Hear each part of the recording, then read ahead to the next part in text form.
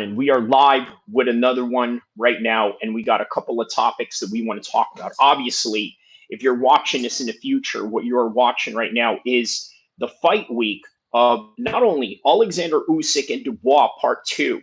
Okay, there's a lot of unsolved and unresolved storylines that go with that fight. Then you got on the other side of the boxing world, because that's going to be taking place in London, UK, and Wembley. On the other side of the world is Manny Pacquiao versus Mario Barrios at the MGM. Okay, the same venue that Manny Pacquiao fought Floyd Mayweather in, and he's going to do it at 46 years old. Now, is it a good idea? We're going to find out. We're going to talk all about it. Speaking of retirement and people that should retire or people that are about to retire, you got Dustin Poirier taking on Max Holloway in his retirement fight. Okay, now it's crazy that he does admit this is his retirement fight, right? The reason why that's what is this? Let me make sure my audio is on here real quick. Hold on. Let me just make sure my audio is on real quick. Let me confirm that this audio is playing. Hold on a second. Hold on. Okay, all right. So confirm that's on. Yeah, whenever somebody asks on their live stream, hey, is my mic working? Is it on, or this, that, and the other? They usually ask the chat, right? But I guess you can always just look at your own videos, right? If you have it in front of you, and and do it that way. But all right, on any event, let me give this a thumbnail right now, because I got a good thumbnail for this particular live stream that we're going to do. Hold on a second here. Where is the live? Oh,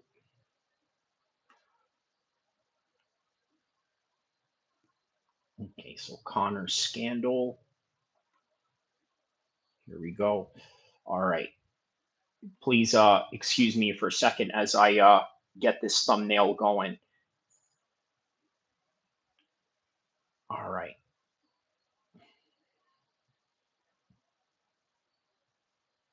Okay, here we go. All right, so now we got the thumbnail in there. All right, birthday scandal.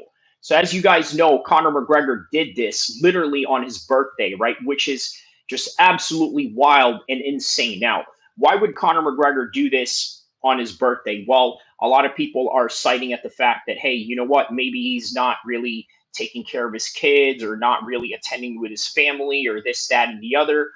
And again, it kind of shows you a little bit of a classic case of a narcissist, sociopath in the uh, aspect of Conor McGregor's personality. Now, look, I know that oftentimes many people like to throw the word narcissist around to try and somehow garner sympathy on their side, whether that would be if they were in some sort of conflict with a person, whether that would be a relationship or some sort of a partnership, or maybe some sort of friendship. On any regard, yeah, they constantly use that word, and it is just overused. Micho Henderson says hi. It's May says hi. How you guys doing? Let me know what part of the world you guys are from. Welcome everybody in the chat. Very thankful to have the audience that I have coming in here engaging with me. So let me know what part of the world you are from, as we are going to discuss UFC 318. A busy week of boxing. Manny Pacquiao versus Mario Barrios in Las Vegas, and Usyk and Dubois 2 in London. Okay, so let me put this right here where.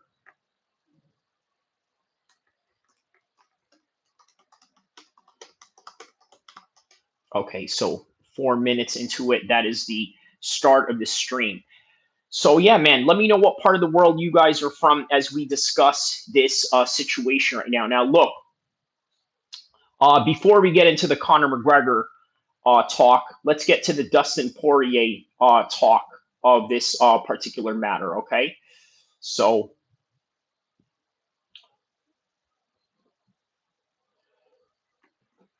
now, if you didn't know, If you didn't know, this week it's going to be UFC 318, and it's going to be Dustin Poirier's final fight against Max Holloway. By the way, Max Holloway, a guy that he has literally 2-0 against, right? The first time that they fought, Max was very young. Maybe you can excuse that. The second time around they fought, it was for an interim belt, and Dustin Poirier had the best of Max Holloway.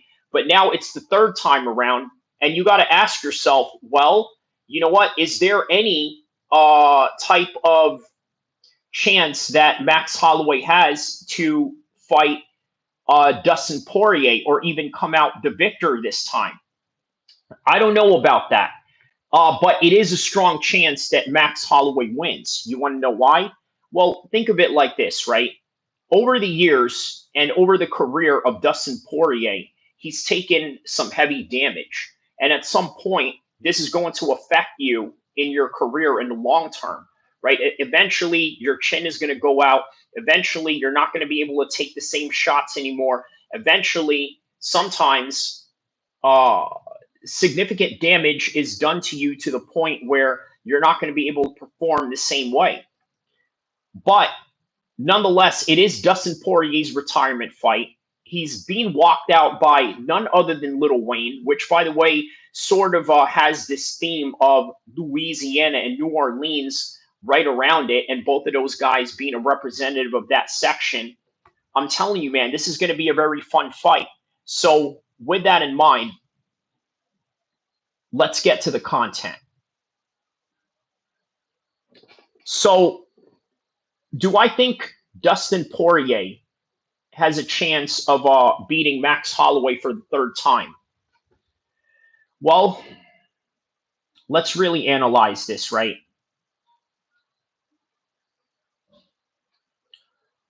So let's really analyze this. Does Dustin Poirier have what it takes to beat Max Holloway? Well, he's proven and he's done it before, but it doesn't mean that it will happen again. And I'm going to tell you why. Okay, the reason why it may not happen again is because, like what I said, he's damaged. Okay, Max Holloway is not. You want to know what's interesting about how Max Holloway trains, right? The man rarely, I mean, rarely spars. You understand? Like, he barely spars. Okay, that's important to know. Oosh, okay.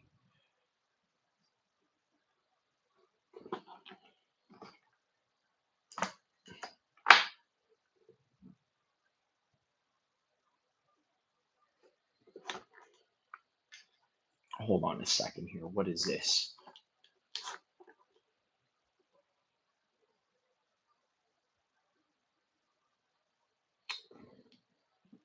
Shelby Grimm says hi. Hi, how you doing, my man?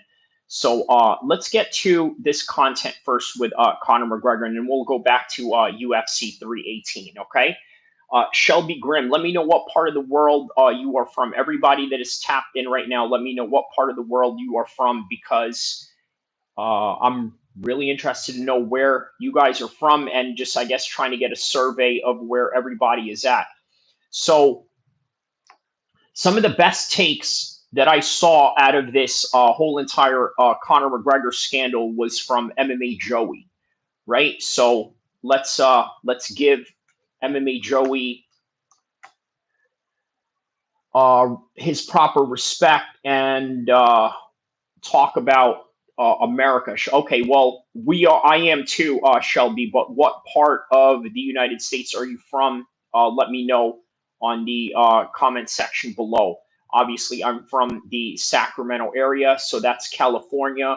But yeah, let me know what part of the world you are from, my man. So, okay, Conor McGregor exposed sending nude photos. Uh, Here we go. Let's talk about this right now. Get up to 99% of tax debt for Conor McGregor continues to humiliate and embarrass himself and his family over and over and over again. Today, I can't believe I'm even Oh, okay. So Shelby says that he is from California as well. Okay, so West Coast in the house. That's what I'm talking about, my man. saying this. He was brutally exposed for harassing a woman online by sending her unsolicited, full body nude photos. So that's extremely reckless of Conor McGregor to do that if you really think about it. He doesn't know this woman. There is no preface behind any context as to why he's sending this particular picture, right? It's reckless behavior. Now, look, that is what a lot of people claim, saying that, you know what, he didn't know her beforehand. But here's something a lot of people don't take into consideration, or what MMA Joey is not taking into consideration here. Maybe perhaps they erased the conversation that was already there previously so that it looks like there was no trail behind or any type of response or anything like that. Now, look, that's something to keep in mind, right? Always remember, this is in the preliminary stages of trying to understand where this story is at. What to top it all off, he had never messaged her prior, and it's shown in the screenshots. And to top it all off, Marty Miller, my man. Shout out to everybody in Ohio. We got California, we got Ohio, we got everybody around the world. We got Russia, we got the UK. What else other place in the world has an audience of mine? Well, Germany, Ireland, what else? Australia, all of that. Shout out to everybody. Let's get to this content right here. Shout out to Marty Miller. Shout outs to Shelby. Shout outs to me, Shoko, Henderson, and shout outs to May. All of that. Let's get to it. within the photos, he also sent some messages. We're going to take a look at the censored photos. We're not going to look at the nude photos, where he is threatening her not to share these explicit photos that he sent to her unsolicited. What a complete and utter humiliation and abomination. And I want to say that Conor McGregor has sunk into a new all-time low. But is it really for Conor McGregor? You know, every time he makes a public appearance, he's cracked out of his mind. He's hopped up on something. He's habitually cheating on his wife. And what he's referring to is when Conor McGregor, uh, you want to be a mod? Okay, you got it. So you and Marty Miller are going to be a mod, okay? I'm going to add you as a moderator, but please do not abuse this. So there it is, man. Yes. I'm gonna make you the standard moderator, whereas yeah, Marty is the the managing moderator. So there it is. Now you got moderator things. So let me know if you get it. But yes, you can absolutely be a mod. Doesn't hurt to ask, right? Sometimes asking is the best policy, right? Sort of like at work. You ask your boss, hey, can I get a raise? Sometimes it'll say yes, sometimes it'll say no. And if they say yes, well, you know that you deserved it. And you probably ask yourself, well, why didn't you do that a long time ago? And if they say no, well, then your negotiation tactics have to come into play. So, but yeah, shout outs to Shelby. You are the new moderator, and you're a California guy, so why not? Shout out to you, Tysim. Tysim. What does that mean? What does that mean, and what is that in reference to? So yeah, welcome everybody. Everybody, welcome Shelby as my new moderator, along with Marty Miller as the managing moderator. So let's get to it, my man. Congratulations. He's habitually ending up in situations that end up with sexual assault charges. He's hitting old men in bars. So is him sending full body nude photos really the all-time low? And I'm going to hit you with a twist in this. Yeah, you're welcome, Shelby. Thank you for being a contributor to the show, my man. Big ups to you, my man. Video that you are never going to see coming, and I've barely seen anybody even talk about yet, that is going to blow your mind. Okay, let me give you a spoiler, right? He sent this on his birthday, which is why, can I sub? Oh, of course. Yeah, why not? Yes. Wait, can I sub? Yeah. Oh, I thought it said can't sub. Yes, of course you can sub. Yes. Please like and subscribe. Everybody around the world that is tapped in right now, like and subscribe to this channel. We are on the road to 1,000K subscribers right now. I am currently at 146. I believe Shelby makes it 147. So I'm very humbled by everybody's support around the world. And yes, you can more than sub. You can also ask other people in your section or the town that you're in to sub if you may, please. So, yes, as you look at the thumbnail, okay, the thumbnail says that on his birthday scandal. Now, why did I do that? Because this is exactly what MMA Joey just said right here, right? See coming, and I've barely seen anybody even talk about yet. That is going to blow your mind. It's going to blow your mind. So let's just jump into it. The first thing I want to cover. Yeah, and what's going to blow your mind is the fact that he sent it on his birthday, and he's going to show you that. Josh says the Conor pictures are fake. Well, here's the thing, right? That would be the argument to make if you are his PR agent. The problem with that is we all know what is fake and what isn't in today's world where you have AI and AI generated photos and things of that nature, right? We sort of know what is what. I don't know if that's fake, man. I don't know. But look, I have not seen the uncensored version of it. But by the looks of just the censored version of it all, it looks like it all checks out, right? It's Conor McGregor's closet. It's at his house. It's on his birthday, mind you. So Josh says the chick who posted it is the female Kanye. Just check her ish out. So what exactly is she, right? And what I mean by what exactly is she, I'm not asking for her race and ethnicity because I think that's abundantly clear and apparently clear for us to see. But the question that I really want to garner is what does she do? Remember Kindergarten Cop? All my old school guys out there, all my older guys, if you've ever seen the movie Kindergarten Cop by Arnold Schwarzenegger, what did he say when he was asking those kids about their parents? Because obviously he was sent there as an undercover kindergarten teacher to investigate one of the parents that was a potential drug dealer. So he asked, okay, kids, I want to know. I want you to write and I want you to say, who is my daddy and what does he do? Okay, yeah, Shelby. If you don't know that movie, then chances are you're not 40 years old. Okay, because yeah, this was Arnold Schwarzenegger's best work in the 90s. Obviously, Kindergarten Cop. Josh says she just posts a bunch of crazy stuff all the time. She made comments about Irish saying they should be. Wow, wow, Josh. Listen, you brought up a whole different can of worms here. Okay. Oh, I'm 32. Okay, so still relatively young. Uh, yeah. I think you were barely even born when that had came out. I believe. But yeah, yeah. You definitely don't know Kindergarten Cop then if you're 32, which is crazy to say. You're only 8 years younger than me. But yeah, it's crazy the generational gaps that we have and all of that, right? But yeah, a lot of people in their 30s are not. I don't know. They're different than the people that are in their 20s right now because it's obviously a completely different generation. But all right, back to what Jaw was saying. Okay, I'm going to pin that comment right there because this is a very important comment to take a look at. So she posts a bunch of crazy stuff all the time, made comments about the Irish should be genocided.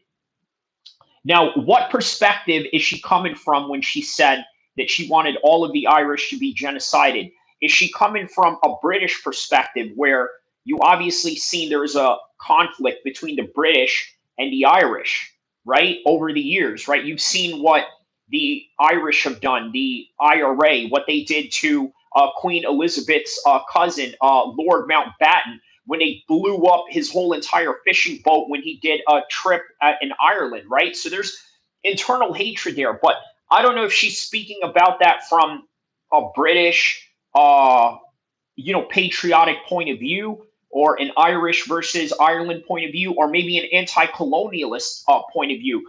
Because what's crazy about the Irish, right, is that they're not necessarily known for being colonialist in any kind of way, right? They're completely different than the other white people in Europe. In fact, they have more in common with, let's say, the Africans, Arabs, and Indians who have been colonized and conquered, as opposed to the British who went around the world and conquered, everybody, including Ireland, right? So, okay, so Josh says she is coming from a mental illness perspective. Okay, that's something I can absolutely yeah, that's something I could absolutely take into plausibility. Just look up Elysia Banks or whatever her name is, crazy post. Okay, so is this person a rapper? Is she an actress? What exactly does she do to garner Conor McGregor's attention in this particular matter? And again, just like what the red pill guys say, right? You don't necessarily have to be famous to, have any type of status. Okay, so she's an American rapper. Okay, so she's not even British. She's not even from that part of the world. All right, yeah, she does look kind of crazy. And wow, okay. I tell you what, man, I'm very surprised, right? Let me just say this out loud, right? Do you listen to rap? I do, mostly West Coast stuff. I listen to Doggy Style. I listen to Stupid Young, Mozzie, right? Mozzie, obviously, I'm from Sacramento. I know people in his section. So, yeah, I definitely listen to Mozzie. A lot of East Coast stuff, too, old school stuff like Cameron, Dipset, Jadakiss, 50 Cent. Tupac. Oh man, off top. How could I not like Tupac? We're California guys, right? He put California on the map when California was already on the map. But okay, so back to what Ja was saying. Okay, this chick did him a favor though. Okay, well explain that. That's very interesting. How is it exactly that Elysia Banks did him a favor? That would be interesting to understand, like at what perspective. So, okay, Elysia Banks is an American rapper. So, okay, this is a person from the United States. I thought, yeah, this was a UK person or, an Irish person, right? But I'll tell you what, she definitely doesn't look Irish or British. You know what I mean? And I think you know what I mean by that. Okay, so uh, known for her catchy underground music and online feuds with other musicians. Oh no, okay, that's already yeah, that's already a red flag, right? You're already like, I don't know, man. You know what? As males, it's okay for us to be combative, but if a woman is combative, there's something wrong with that, right? Like if you're the type of woman that has a combative nature about you, that you hate other women or this and that, or you don't get along with other women, I think yeah, there's something wrong with you, right? Because most women are designed to be communitarian, right? Which is the reason why a lot of them don't have the balls to really, speak their opinions because they don't want to offend anybody. But that's neither here or there. Shelby says, I like Dear Mama. Okay. I kind of like most of Tupac's harder songs, but that's a cool song too. The Tupac song, he said. Damien says, Elysia Banks ain't even hot. Coke ruined Connor. Shelby says, hey, yeah, hey, hey, hey, Ja, hey, yeah. Oh, okay. What are you referring to, a song, or are you talking about? Okay, so going back to what Damien said, right? Connor, uh, I'm not one of these guys that's going to sit here and rate people from 1 to 10 or this and that and the other. Or how people were saying like, oh well, how could Conor McGregor, who's such a millionaire Chad, go after somebody like Nikita Hand or this and that? Yeah, man, I'm not going to go into that. I'm not going to try to rate somebody or this and that, because always remember this, right? The beauty is in the eyes of the beholder. It is you that has to deal with that person in any capacity whenever you want to do something with them. So that's that. Okay, so uh, what else do we know about Elysia Banks here? Okay, so in 2008, she began releasing music on MySpace. Okay, so she was part of that era where many people were getting into the SoundCloud era of rap, of trying to get your names out there. Now, look, oftentimes there is this stigma that you hear in a rap game where people call other people like, SoundCloud rappers, right, as some sort of like derogatory term. Well, I'm going to tell you why many people look at that as a derogatory term, right? The reason why you look at that as a derogatory term is because people's traditional idea of what it means to be a successful rapper means that you have a big label behind you. You got all these distribution deals behind you. You got all this, that, and the other.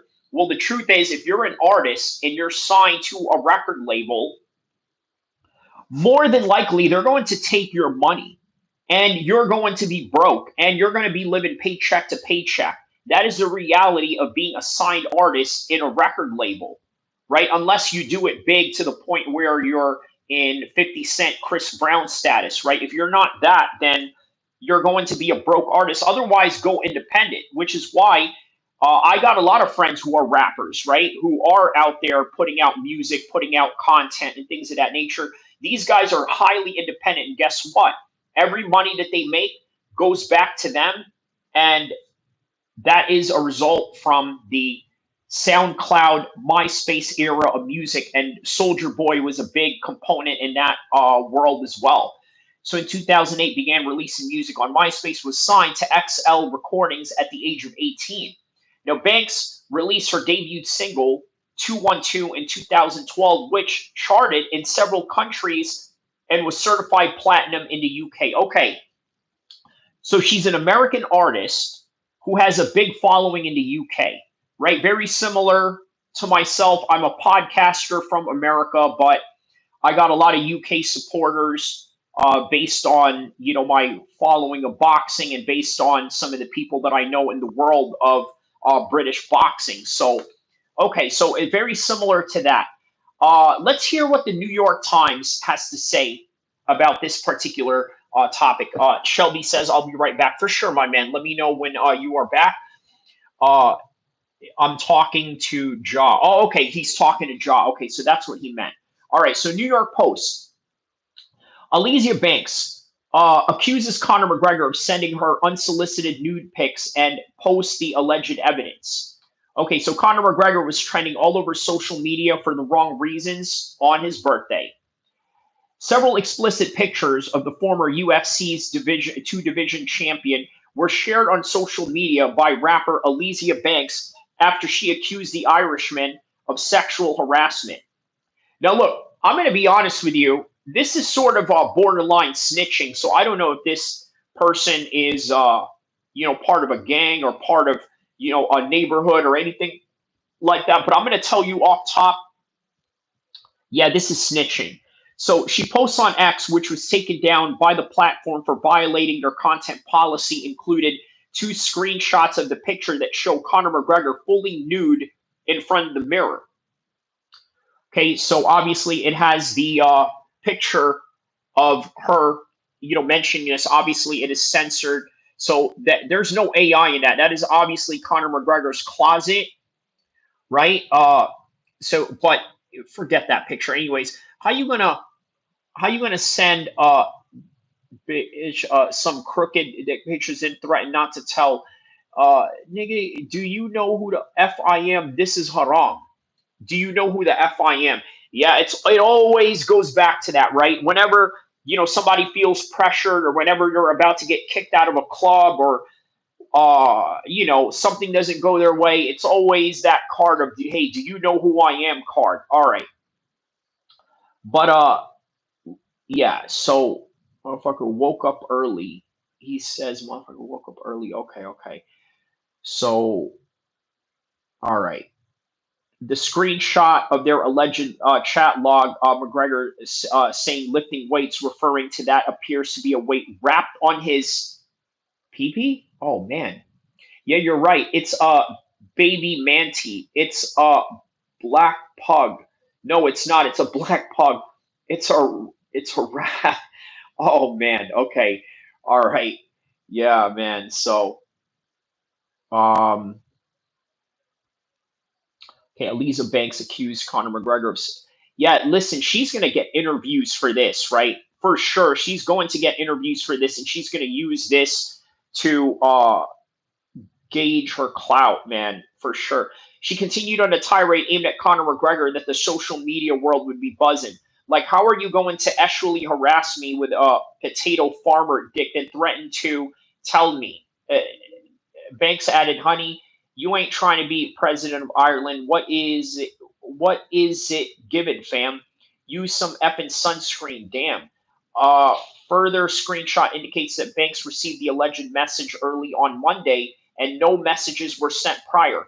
McGregor, who turns 37 today, was following Banks on X at the time of the writing. Okay, so Conor McGregor obviously was following her, and yeah, what it looks like, man, Connor has a certain taste. Let me just say that he has a sweet tooth, and I won't go any further into that. But yeah, McGregor's representatives did not respond to a request for comment. This comes as McGregor had been found guilty of sexual harassment, and he is in the process of appealing that ruling.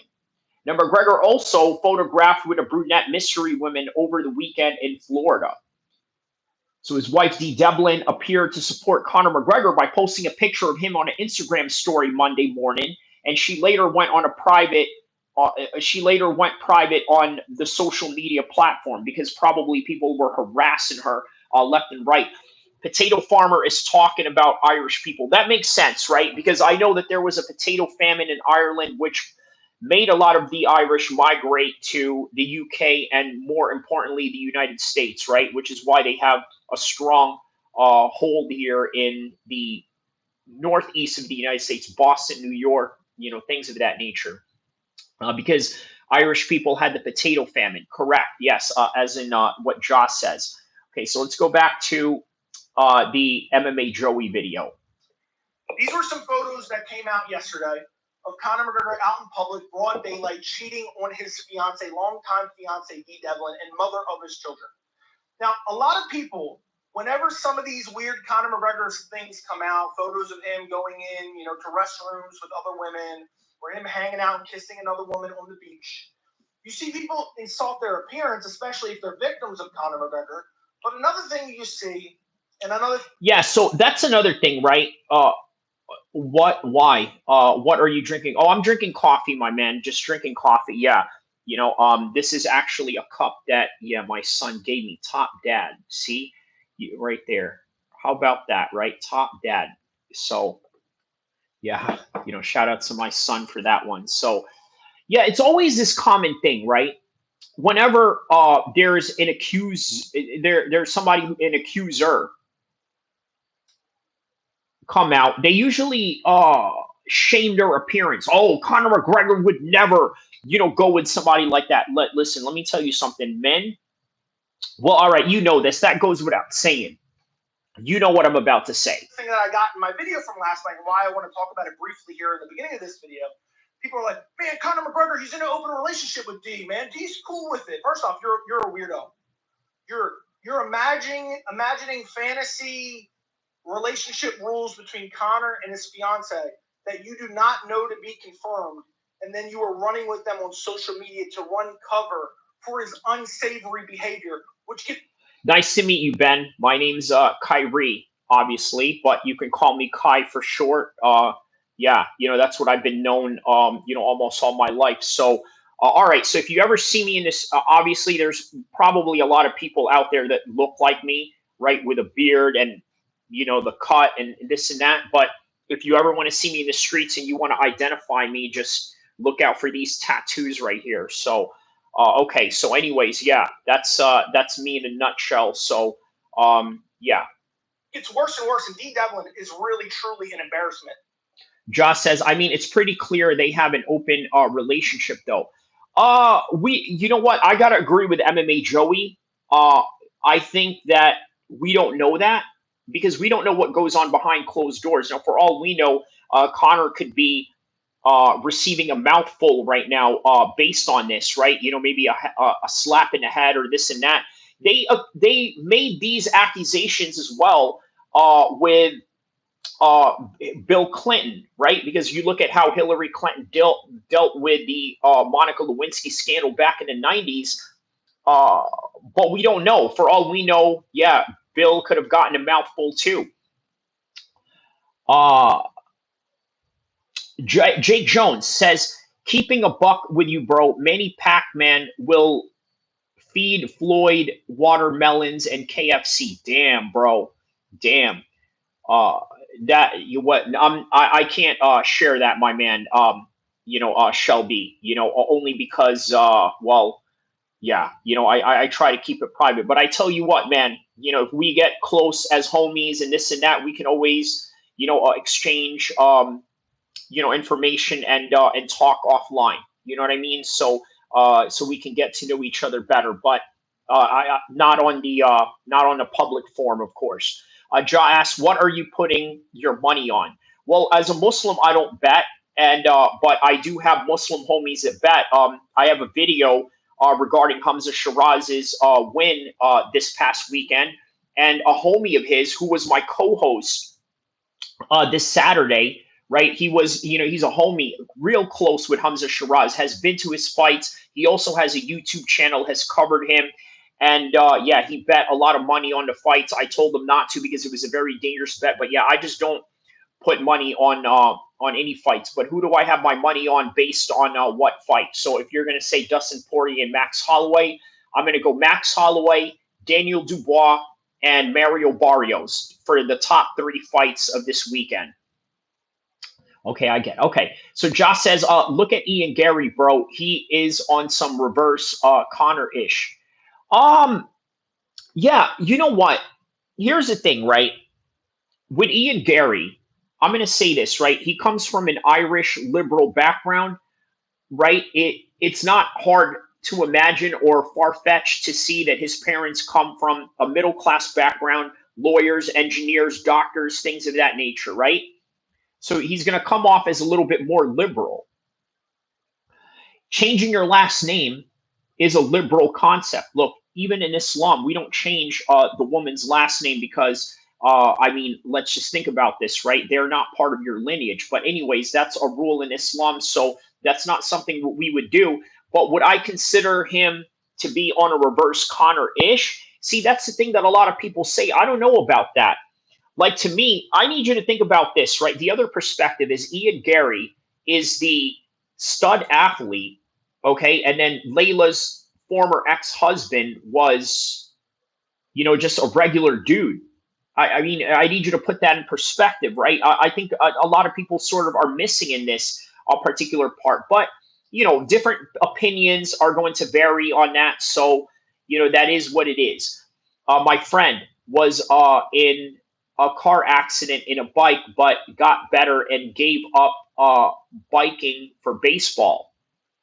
So he was in a bike accident and he gave up biking for baseball. So in other words, he stopped biking just so he can be healthy for baseball. Is that what it is? Let me know in the comment section below. Josh says Ian Gary is a nice guy. He lets Conor stay over at his. Okay, all right, John. That's a little bit too much. All right, so I'm not gonna erase that comment because you are entitled to your freedom of speech, but it doesn't mean that I have to like it. But the reason why I won't take it down is because it's not against community guidelines. So you see how fair I am? I let you guys say things, on here, but of course with a limit. You know what I mean? Like, the limit is, it just can't be beyond the guidelines. So I would never erase something that I don't agree with or stand against, right? Because I think that's weak. But I will erase if it has, anything that goes against the guidelines. That has nothing to do with the guidelines, and I don't even know if that's true or not. You know what I mean? Look, if anything, come on, bro, that was funny. It is. But you know what, Ja? If anything, be honest with yourself. Who wins in a fight between Ian Gary and Conor McGregor right now? Okay, I missed click. I misclicked. Okay, yes, he didn't want to get more hurt and just okay. Yeah. I see what you're saying. I saw you smile. You can't confirm or deny that. All right. So, anyways, MMA Joey. We're going to expose her in this video as well. But anyway, I just want to address this because a lot of people are like, man, they're in an open relationship. Why do you care? Let me cover a statement Conor McGregor made after he was found civilly liable for assault late last year. Okay, let me cover a statement he made right afterwards. I should have never stepped out on the woman I love most in this world. That's what he said. So everyone defending Conor and saying, man, he's in an open. Yeah, Ian Gary is a great fighter, and you know what? Great enough to beat Conor McGregor's behind right now, right? So, yeah, I don't know about all that. You know what I mean? Like, relationship, leave him alone, man. Here he is apologizing to the public and his wife, saying I should have never stepped out on her. And now we're getting more leaked photos. We've gotten leaked videos of him. We've got so many different videos. He was dancing with that BKFC girl right in front of his wife. He continues to embarrass his wife and his. I remember that, the BKFC thing. Yeah, that was with Kodak Black. Kodak Black performed in that in that uh in that event. It was in Spain too. Josh says the only person that 10-8s Ian is his wife. Okay, especially as he sits. Oh my God, man. All right. Shelby says yes. He didn't want to get more hurt, and he wanted to higher the risk of passing. Um, I'm sorry, Shelby. I'm not laughing at what you're saying. I'm laughing at the previous comment as I'm trying to read your comment. Man, job, man. You. Family over and over and over again. And it gets even worse. It gets even worse. It gets even weirder. Because before the leaks, before the DMs that we're going to get to in a second, D. Devlin, I guess, saw the photos that were leaked of him cheating on her on a beach with this woman here, okay? And she proceeded to post these photos. D. Devlin continues to show her support for Conor McGregor since the photos came out of him kissing another woman last night. She has reposted multiple romantic photos of herself and Conor McGregor on her story this morning, shortly after the alleged Azalea Banks DMs were leaked.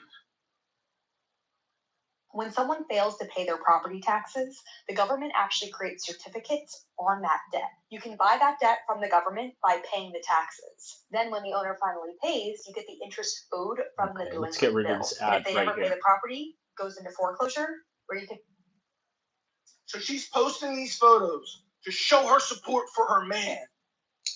Okay, so Shelby Grimm says, I meant to say lower, but my little brother said he is 29. Okay. I support my man, okay? He's not just my meal ticket. I don't just want his money. I don't know what the legalities are, considering they've been together forever. They have 4 kids Okay, and then I got sidetracked. Okay, no problem. together. But it's clear, obviously, she's just sticking around for the life that she has with his money because he's never with her anyway. Okay? He's too busy out cheating on her in NBA Finals public restrooms. But she posts these photos and then merely Oh yeah, I remember that. In Miami. There's some, you know what, man? Listen, Connor likes, there's something specifically that he likes that is antiquatedly opposite of his wife, if you know what I mean. Alizia Banks, and then the one in Miami. Miami. There's a certain demographics in Miami, and I ain't talking Hispanics. So let's just put it like that. Years later, the Twitter DMs leaked, which is absolutely insane. Thank you so much for making me the mod. You are the best. Man, you too as well, man. You too as well, bro. Shout out to you, Shelby. Ben, I think is your name. Yeah, so shout outs to Ben and being personalized about it by calling you Ben. Obviously, Shelby, I believe, is probably a name that is predicated on the Shelby Cobra car, maybe, or maybe you're a car enthusiast. But let me know the secret behind that name, and thank you very much for being the mod in here, my man. Hey, but you know me, I've already covered this multiple times, and I went to go look at their social medias, and I don't know if you guys know this, but D. Devlin has me blocked. Now, Twitter changed where you Oh, wow, man. So, now she posted that on Instagram. So MMA Joey is blocked by D. Devlin. Well, of course, man, because you're obviously extremely antagonistic towards Conor McGregor. So, of course, she's going to block you. Look, here's the thing, right? Obviously, this is not to excuse Conor in any kind of way or D. Devlin or anything like that. Oftentimes, many people make a fuss about, oh, why did you block this person or this and that? You're weak minded or this and that. Look, guys, I'm going to tell you, right? You don't need to garner everyone's opinion every second and every moment that you are living. You don't need that. You don't need the approval of other people or the harassment of other people 24/7. Now, look, I have this belief where too much criticism and then too much praise are never good. In other words, too much praise is only going to hinder your scope of reality and understanding your placement in the world. And then on the other side of that, too much abuse does nothing good for you. Like people think, oh, well, you got to be strong or this and that. Like, it's always like you got to be strong about this, strong about that, until you get to a point where you don't want to be strong anymore and you're just completely exhausted with life. Uh, Wick Sun says, do you identify as a blob? I don't know what you mean by that. Wick Sun, I'm probably in better shape than you if you look at the training videos that I have. Okay, so I don't know what you are referring to or what you are trying to say, but don't let the camera angle fool you, okay? Because I don't even understand why you even ask such a stupid question. Okay, like, do you realize what I could do to you in real life? No way you are in better shape than me. All right, well, you know what, I think we're gonna have to sidetrack this. So prove it. I train too. You do. Okay, well, let's see your training videos then. Okay, let's go training video for training video right here. Okay, let's see what you got. Let's see, bro, it is impossible for you to train the way that I train. Absolutely impossible. I'm going to show you right now. Okay, you're not doing what I'm doing. He crashed out. Can I ban him? No, no, no, no, not yet. Not yet. I'm going to show him my training videos, and then we're going to go from there. Okay? You bum. Crashing out. Talking about I crashed out. Fool, please. Here.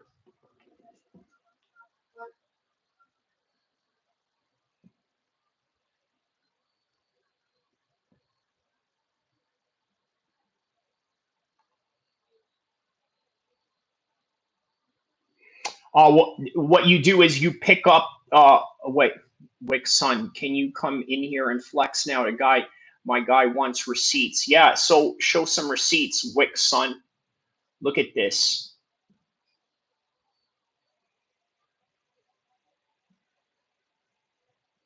You're talking to a guy that lost 50 pounds in 7 months. Bro, I've been an athlete my whole life. You're talking about you lost weight, 50 pounds. Look at this. I'm doing this with one hand, bro. I am literally pushing this with one hand. Look at this. Look at all those weights. Can you do that? You freaking bum. Can you do that? You bum. You freaking bum. Can you do that? Let's see how far look at this. Look at this. Can you do that? You freaking bum. Can you do that? I can do better than show me. Can you jump? Look at this. Can you do this? Look at this. Look at how high this box is right here. Look at this.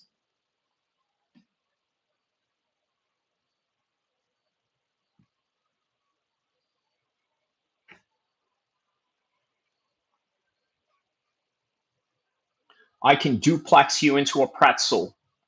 All right. Well, anyways, oh wait, hold on. I want to show more, man. I want to show more. Hold on.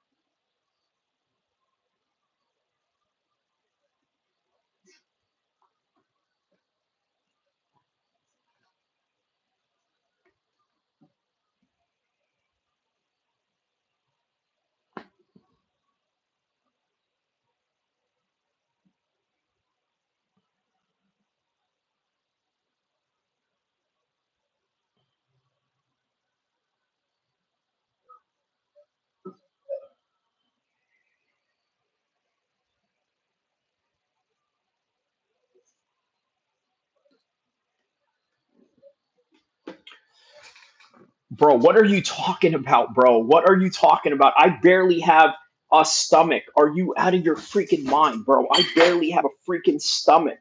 Like, what the hell are you talking about, bro? You know what I mean? Like, what the hell are you talking about? Bro, yes, you are, man. Like, come on, man. A blob is a funny word. I'm not even being mean. Like, what the man? Listen, bro. Look, bro. You're a bum compared to me. Look, show me some videos of you. Shadow. I apologize if I came out as mean. No, fuck you. You know, I want you to go to hell. I want you to die, and I'm gonna piss on your grave when you die. Okay, that's how I feel about it, man. I really don't give a fuck because you know what? I'm not here to be insulted by anybody, you fucking bitch. Okay? You are a bitch. I don't give a fuck about your apology. I hope you go to hell. eh, though I will post. So show me, man. Look at this. I'm gonna show you. Let's see you hit pads. Too late, bro. You awaken the dragon. Nah, listen. I'm gonna bro. Look at this.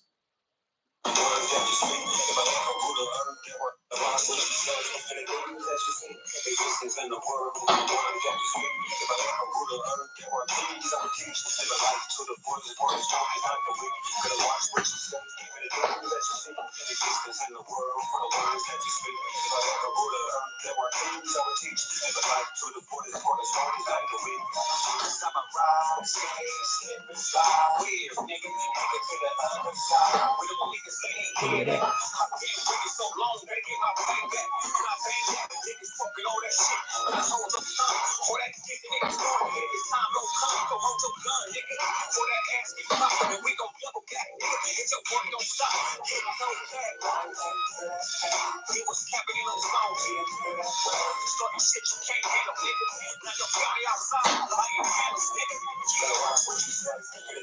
Wick son, I want to violate you. I absolutely want to violate you in front of your mother, in front of your kids, in front of everybody that you love. I really want to violate you. I want to violate you badly.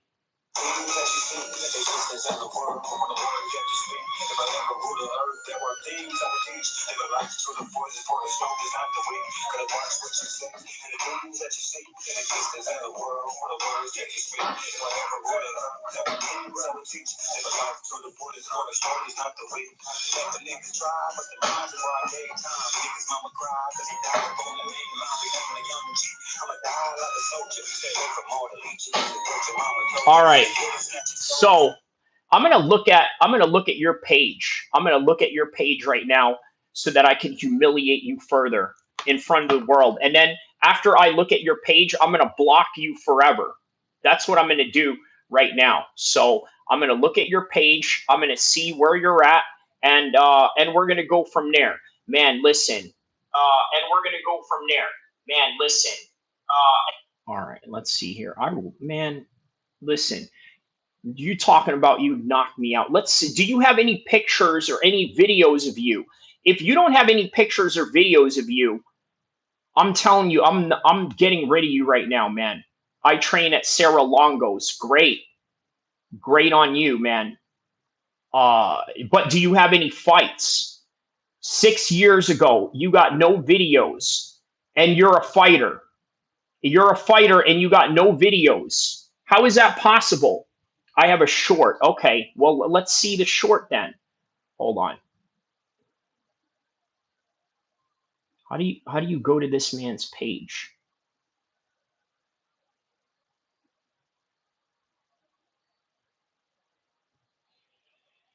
I uploaded. Okay, so let's go see Wick Son. How do you go to your freaking page, bro? Hold on here. How do you go to this man's page?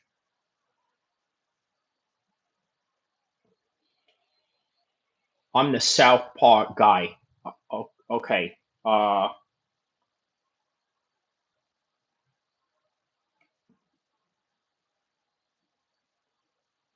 Well, if me and Marty and him coded, I would box for 16 years. I just don't post. I can't even.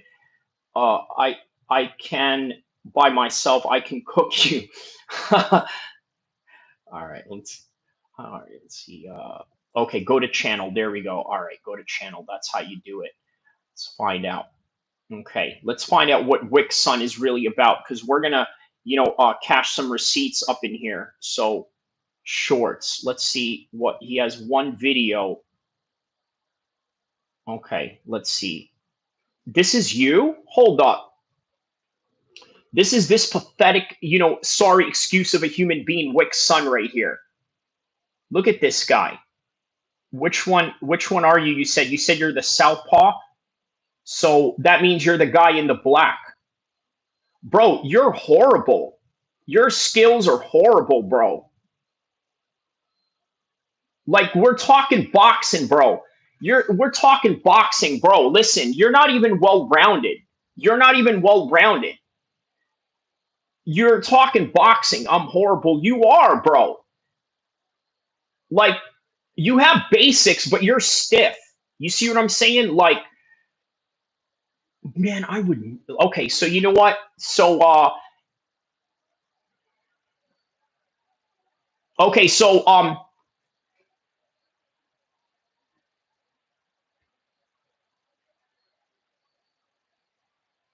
right, so that's that. Uh, Wick's son just got wicked on. So goodbye. Stay in your lane. You are delusional. Really are, man. So, anyways, yeah, we're not gonna give that guy any more shine. All right, let's get back to MMA Joey. But she has me blocked as well as Conor McGregor has me blocked. So I'm not able to. Hey, by the way, Wick, go make another account so that you can come comment. All right. Follow him or quote anything. Not that I really care that much, but think about this, okay? I really want to set the stage here. So early yesterday, these photos leaked of Conor cheating on his longtime fiance. She then decides, let me post these photos. But who knows? Maybe it's Conor McGregor's publicist who is actually posting these photos. And then a couple hours later, these DMs leak. Now we're gonna. Okay, at the gym for 6 years, he could be cooked because I'm told 260 all muscle. At the gym for 6 years, okay. I gotta go back and watch all of that. Yeah, yeah, for sure, man. Look at the actual screenshots that are censored in a second, but the original post was actually removed from Twitter. Okay, and I'm literally covering the weirdest story in MMA right now. So if you guys could subscribe to the channel, like the video, turn on notifications, I would greatly appreciate it. Anyway, the original post was deleted. We'll take a look at the censored version in a second. But she says, how are you really going to sexually harass me with the potato farmer dick, then threaten me not to tell? Honey, ain't you trying to be president of Ireland? What is it giving, fam? Use some sunscreen, damn. And then she posted this. This blank woke up early. And then it's Conor McGregor in the hidden media, okay? And see, you can see, if you've never messaged this person before and you don't follow this person, you have to accept messages. So it's not like they were messaging prior. He woke up on July 14th. It is July 14th, 2025 right now. That means something. We're going to get to that in a minute. All right. So thank you, by the way, for being such a loser where you have to go into your other account and, address me. But on any regards, bro found out that I'm for real and decided to put me on timeout. Look, you're not for real because look, this is the God honest truth, Wick. You have good basic boxing, okay? But it's not anything that I haven't seen before. It's not, and then on top of that, there's no training footage of you throwing any kicks. There's no training footage of you doing any BJJ. But you could say that. You could absolutely say that. Do you have any fights? Because I do. I have fights. You don't. I can post it. Okay, well then post it. But it's like, okay, what? And then you say that I'm an MMA Joe. Has nothing to do with being an MMA Joey viewer. What it is that MMA Joey just happens to be the person that has the most accurate news on this particular subject. Bro, I'm 4-0. I'm 17-4-0. So what is your name then? What is your name that we could look up on SureDog or whatever? You very well could be, but all I'm saying is prove it. You know what I mean? Because you say that you have fights. That's cool. I have fights too. So I don't know what what you're trying to get at with that. I'm 32. He is 40. Yeah. So if you have fights, that's good. So show me where can I see your fights then? Because if I'm here's the thing, right? Like, you got to remember, you don't know who people are online. I don't know you from a can of paint, other than a sparring footage that you showed me. So other than that, hey, just point me to the right direction. You know what I mean? To show, just so you can show me how dangerous you are. You know what I mean? And even if you have, bro, listen to me, bro. Uh, I'm not a civilian. You know what I mean by a civilian.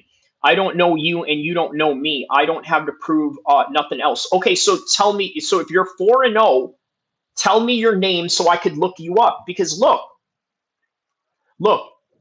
you can go on my Facebook right now. You see that I have Muay Thai fights. You see that I have MMA fights here.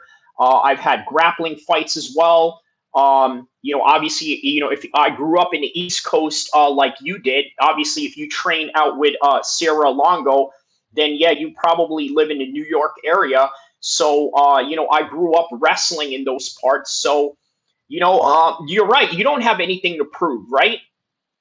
You don't have anything to prove, but at least show me that you're real. You showed me enough that you were real. So just tell me your name, tell me where I can look you up as a Sarah Longo fighter, and then we can go from there.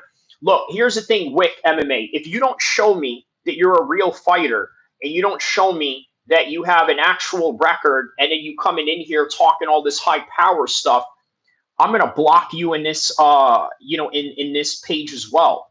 So you got about 5 minutes to give me your real name so that I can look you up on on some sort of record capacity. Okay? So yeah, let me know what your name is. Can we ban can't we ban though? No, no, no. I don't want to ban him yet. I want to see if this guy is really real.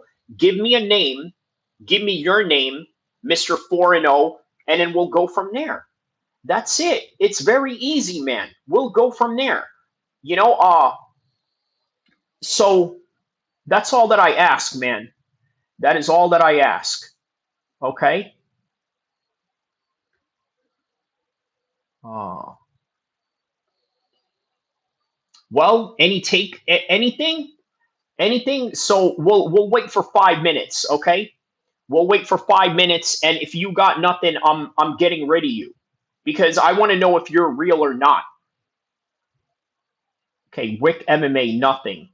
He's 4-0 with a YouTube channel that has none of his fights in it. So come on, show me, show me.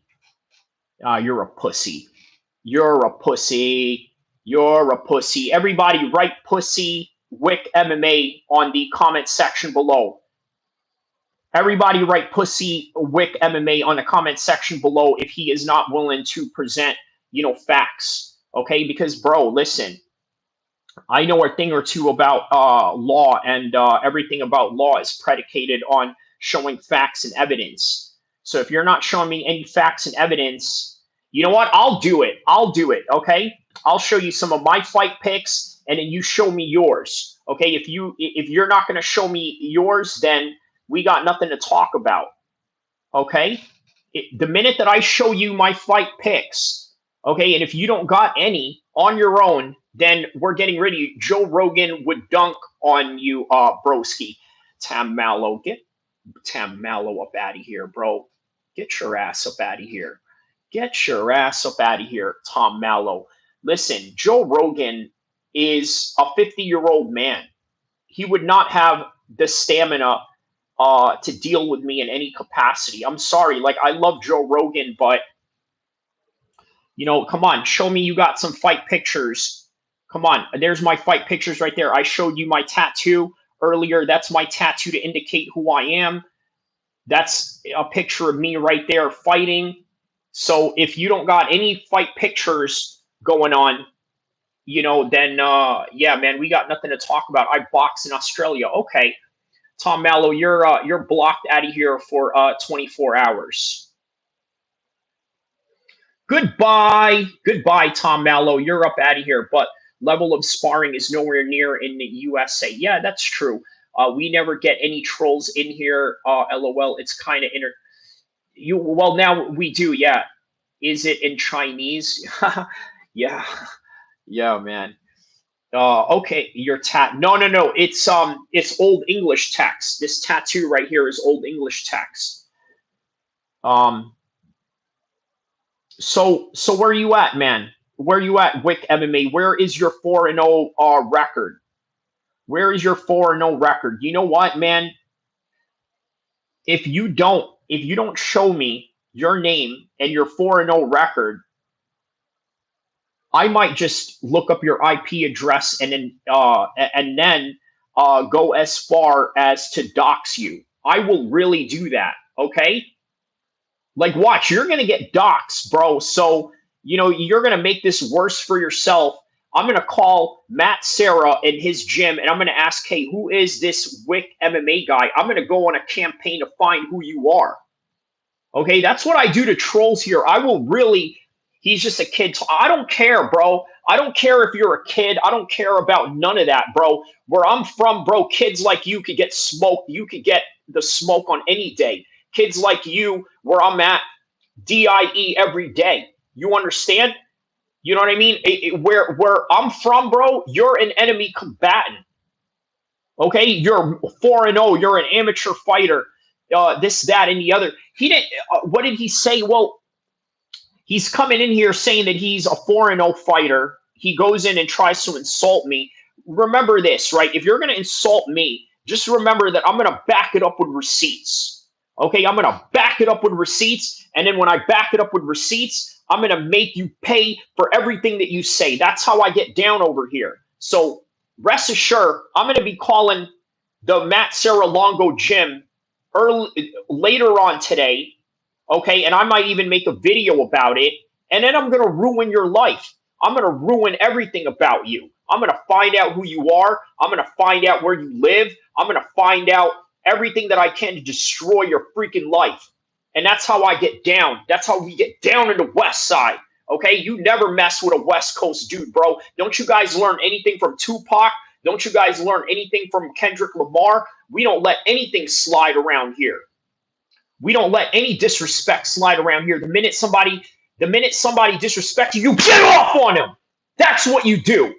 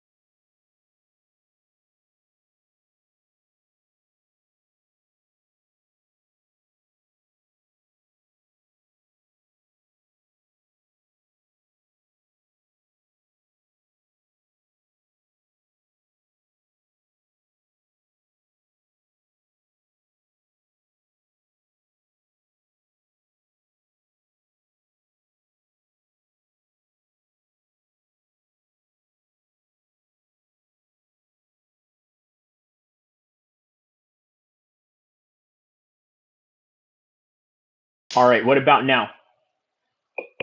Nothing.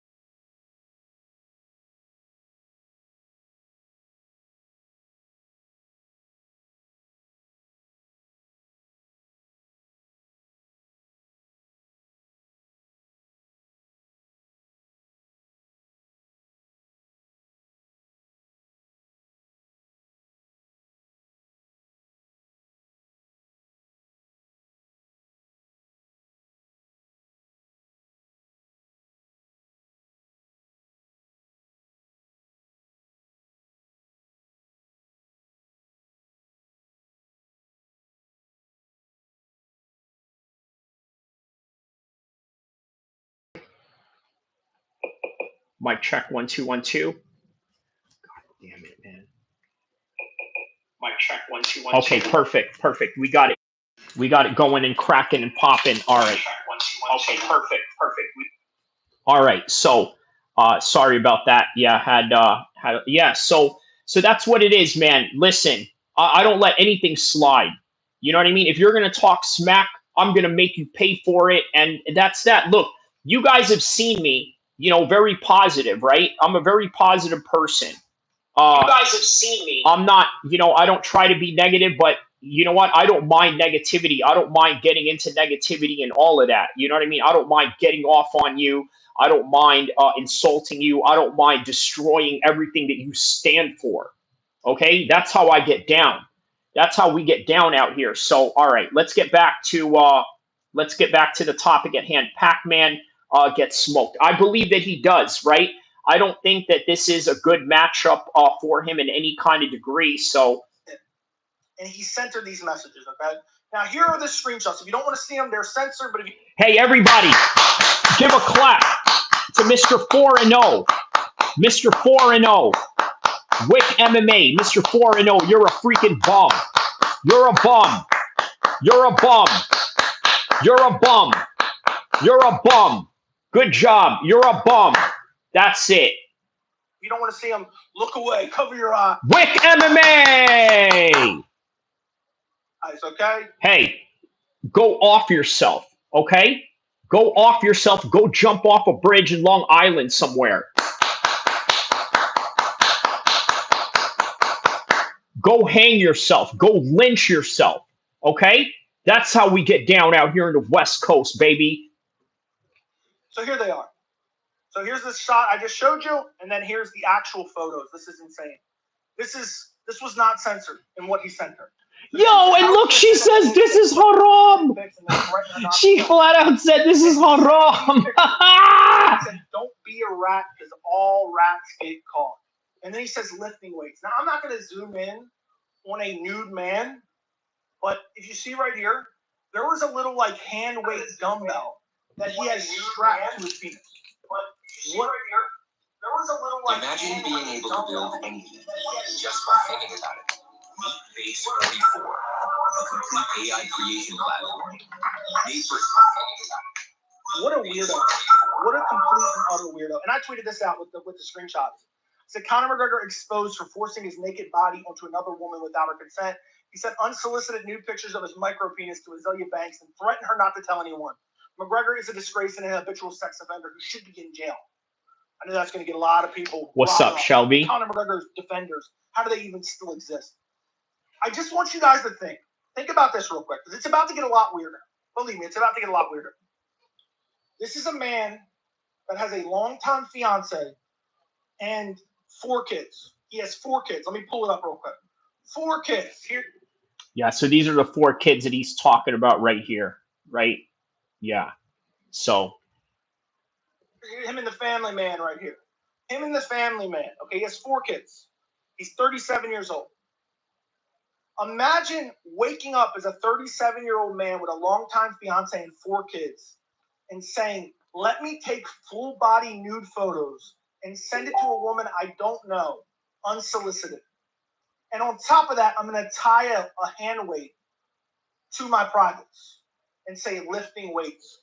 And I'm going to threaten her, don't rat, because the rats get caught. All rats get caught. He says at least we have all of our smack talkers out.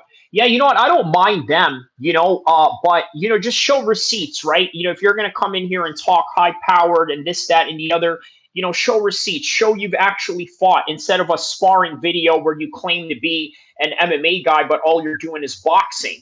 You know what I mean? That's really all there is to it, right? Look, I don't go out here and and try to talk my smack like that. I start out very cordial and kind and nice, but the minute you try and speak badly on me or try to speak bad on my name, then I'm gonna get at you. Like you need to be nice, like I was. Like you need to be nice, like I was. What do you mean by that? What do you mean by that, Shelby? Let me know what you mean by that, brother. So he's sending her these photos and then threatening her on top of it. Luckily, she posted this online. He deserves to be exposed. He's a predator. He's a straight up predator. And what I want to remind you guys is, when this came out late last year, people were defending Conor, like, she just wants a check, man, and Nikita Hand, she just wanted a check, and she's a whore, and this and that. I'm telling you right now, you know how they have profiles, like for serial killers, typically in their like childhood, they probably tortured or killed animals. I bet you right now, in some profile somewhere for the FBI or investigators or whatnot, sending unsolicited photos of this nature, I bet you, is a habitual offense of future sexual predators or just predators in general. Wow. Okay, so that's an interesting assessment by Joey, right? He says, "I guarantee you that there's FBI, crime profilers that see somebody sending nude pics as some sort of a sign of being a sexual predator in some kind of way." That's very interesting. You remember when I asked you nicely if I could be a mod? Oh yeah, yeah, yeah, yeah, yeah. But you know what? I think different people, Shelby or Ben, have a different way of communicating with other people, right? Now, look, this is from what he claims. He's a 17-year-old kid, right? And when you're 17, you're very inexperienced about how you interact with people. In fact, a lot of 17-year-olds are just, weird and, socially awkward for me. You know what I mean? They don't look like they really have a lot of experience in the world. They're always just like sitting around with, their backs hunched like this, really unsure of their life or this and that, right? Like, uh, he's a little bit different, right? And obviously, he may have a different opinion about me as much as you have a different opinion about me than he does, right? You might find me to be very entertaining, very intelligent, very thought provoking, and for this guy, he just sees me as a ticket of him to try and elicit some kind of response out of somebody. So It's very bizarre, especially at 40 years old. Like, if he was like 20, I'd be like, okay, maybe he's just dumb and he doesn't realize what he's doing. At damn near 40 years old, this is what you're doing? This is what you're doing? I mean, how insane is that? hey, Wick MMA, come out and play, bro. Come out and play, bro. I'm not done abusing you yet. Come on, come out and play. I need to abuse you some more. I enjoy abusing you, so come on, let's go. Let's go. You're hiding in your shell right now. I didn't even ban the Wick MMA page. You had to come in here with another page. I mean, shows you how much of a loser you are. But on any regard, yeah, come out and play, bro. Come out and play. I need to abuse you some more. Let's go. And the thing is, it's just crazy because D. Devlin is posting these photos, and then a couple hours later, this comes out to a woman he has not previously messaged.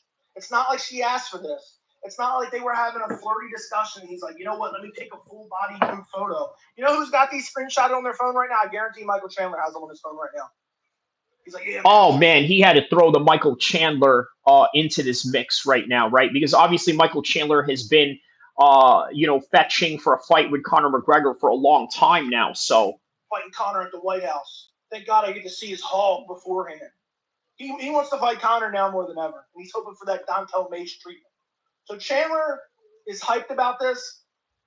To be honest, this alone should be enough for basically nobody to employ him ever again. Why should I really don't get it. Why should BKFC use him as a promoter? I understand. Well, you know what? That's a good point by MMA Joey, but MMA Joey has to understand he's already a principal owner of the BKFC, and him being a promoter or him coming out, we're going to rain thunder from the sky and make you suffer in pain. I mean, wow, that's some epic promo dropping by Conor McGregor, but nonetheless, it's just a bonus for them to be able to do that. But anyways. I understand it's best for what their business is for. But, I mean, think about how bizarre this is. This is literal sexual harassment from a damn near 40-year-old man with a longtime fiance and 4 kids. And it's about to get weirder. It's about to get weirder. But before we even get into that, I want to cover this because D. Devlin, she posted those pictures of her with Conor. I still support my mans. I don't care that he's on a beach hanging out with a woman and kissing her on the cheek and whatnot, or kissing her on the lips and whatnot. and drinking with her. I don't care about that. I love my man. I'm with him. I'm by his side, by his side. Shelby Grimm says most streamers don't say no or don't see if I ask for a mod. You the best. Thank you, my man. Thank you. I really appreciate you, my man. You are the best as well, my man. So shout out to you. By the way, what part of California are you from, Ben? Let me know what part of California you are. If you are in the Sacramento area, or if you're in the LA area or the Bay or somewhere in the rural area, let me know, my man. I'm a ride or die. So he's sending these photos on July 14th. You guys ready to have your mind blown? Right here. This is what it is right here. Oh, a life insurance hold on, not that. This is a years. commercial. We're here Hold to on. help you understand the basics of life insurance. Life. Oh, fuck life insurance. Conor McGregor's birthday is July 14th. So this man right here, woke So up. he literally sent it on his birthday, right? If you put that in perspective. On his birthday, on his 37th birthday. He didn't go and hug his kids. He's not hanging out with his sons. He's not hanging out with his daughters. He's not hanging out with his fiance. He's like, let me go into the closet and take a full body photo and send it to a woman that I've never talked to before. Now, I don't know who this woman is. Supposedly, she's some celebrity. This is what he's doing. Celebrity, a rapper from the United States that happens to have a lot of following in the UK, which is the reason why Conor McGregor is able to get at her or even knows her to any capacity. Doing on his birthday. He's too far gone, man. He desperately needs help. There's no doubt he's on drugs. He's a victim of basically being surrounded by yes men while being extremely wealthy, people looking at him as a meal ticket, and basically letting him get away with whatever he does and not really checking him. When you don't have somebody close to you that can check you, this is the type of stuff you're doing. And his wife. Hey, show me your accolades, Mr. Wicked MMA. Okay, because just like this, right? Don't let the fake belt fool you into what is real and what isn't real. Okay? Whatever. Anyways. I know Conor's probably barely ever home because he's out waving up a storm, but his wife has to go home and live with this guy with their 4 kids. And this is what he's doing. This is a complete embarrassment. And I'm going to be honest, I don't think Conor gets trashed enough. You know, with all the John Jones hate, rightfully so.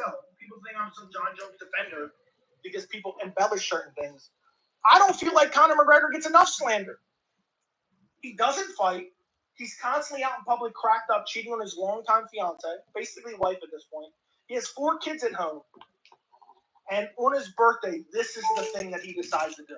Not hang out with his kids. Are his kids running around the house right now, playing with their toys, eating breakfast, doing whatever, and he's taking these photos and sending it to a woman? I mean, it's really, really bad. It's really, really bad. And to make matters even worse, okay? It's not only his birthday, okay? It's not just his birthday. But he really embarrassed D. Devlin even more because she posted this after the civil verdict earlier this year. Oh, yeah, I remember this. During the Nikita trial, right? She flat out blasted Nikita saying, I'm going to warn my sons about women like you, which is interesting to say the least. Last year, where he was found civilly liable of sexual assault. By the way, he had some witnesses during the appeal that were going to kind of back his story that then withdrew and now are being brought up potentially on perjury charges. Okay. Oh, snap. LA. Okay. What part of LA, if you don't mind me asking? So we tried to diminish her version of events, made up a bunch of stuff. People defended him, and D. Devlin posted this on social media. I'm not going to read the whole statement. My sons will be warned women like you exist in this world. I'm not going to read this whole tweet. I hope she warned her daughters men like their father exists. Habitual sexual predator. Oh, wow. And look, this is MMA Joey getting at D. Devlin. This is why she blocked your ass. Look at this.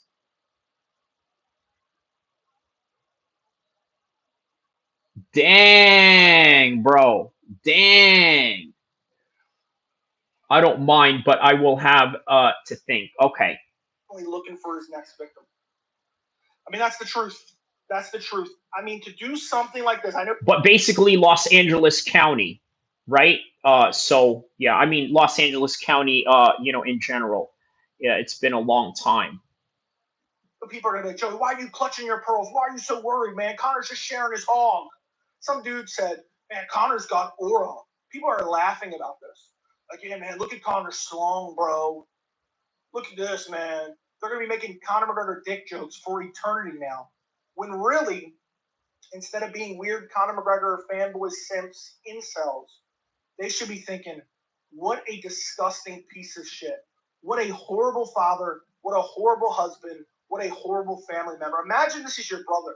Imagine this is your son. Imagine this is your nephew. Imagine anything. I mean, imagine being related to this clown and this is what he's doing. This is what he's doing right here. This is what he's doing. Beyond humiliating, beyond embarrassing. And I'm telling you right now, to do it on your birthday, to wake up early on your birthday and say, man, let me quickly get a full body nude photo. Who should I send it to? Even though I've never talked to them before, so I can sexually harass. All right, so there's probably just a couple of minutes left on that. If you want to check it out, obviously it's on MMA Joey's page. But yeah, there's nothing really left to say on that. Let's get to the guy that actually beat up Conor McGregor, which is Dustin Poirier. And by the way, I'm going to do a live recording for Dustin Poirier and Max Holloway's full breakdown right now. So here it goes.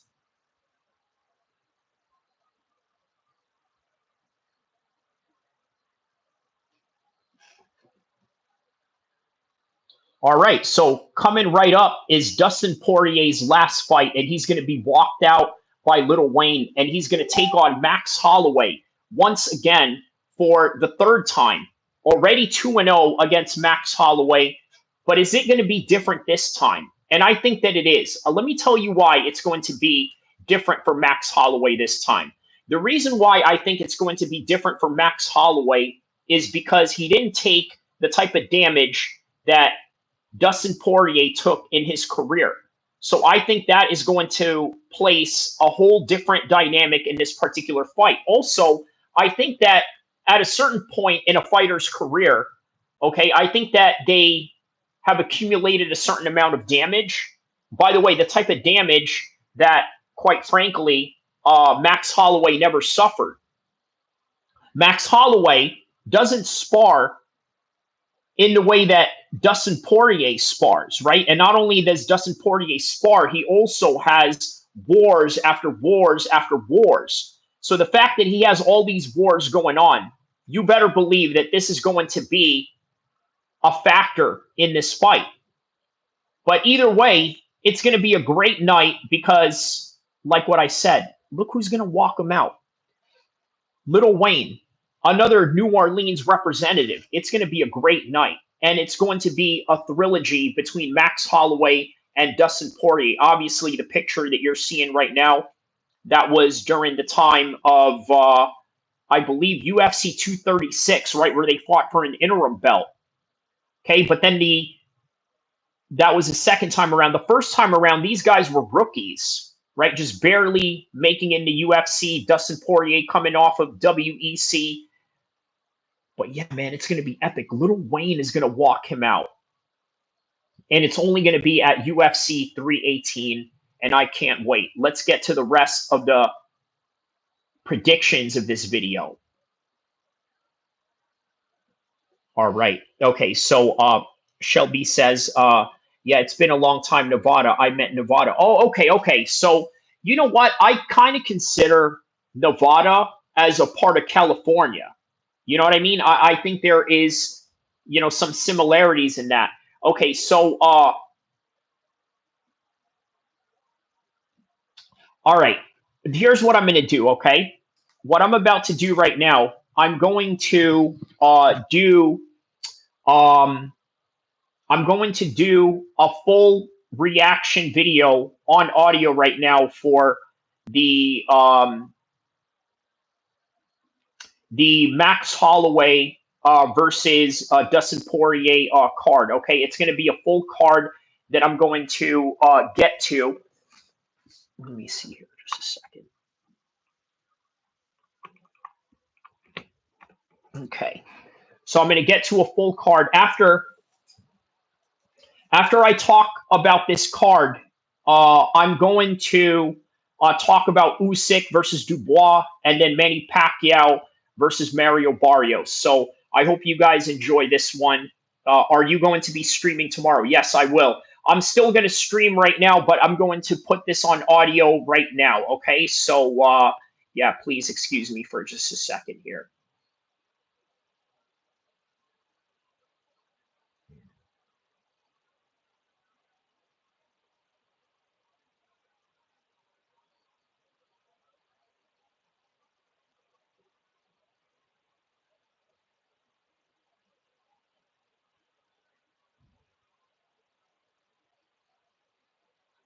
I was trying to look for the right picture here for a second.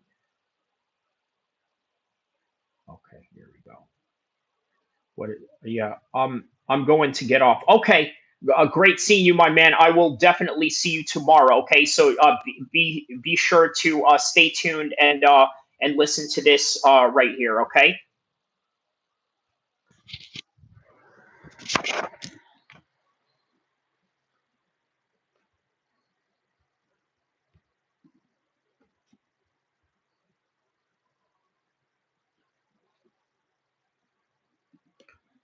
Okay, so with that in mind, let's get to the full card analysis of UFC 318 from top to bottom. Let's get to it. Blew it, but let me tell you, we didn't blow it, right?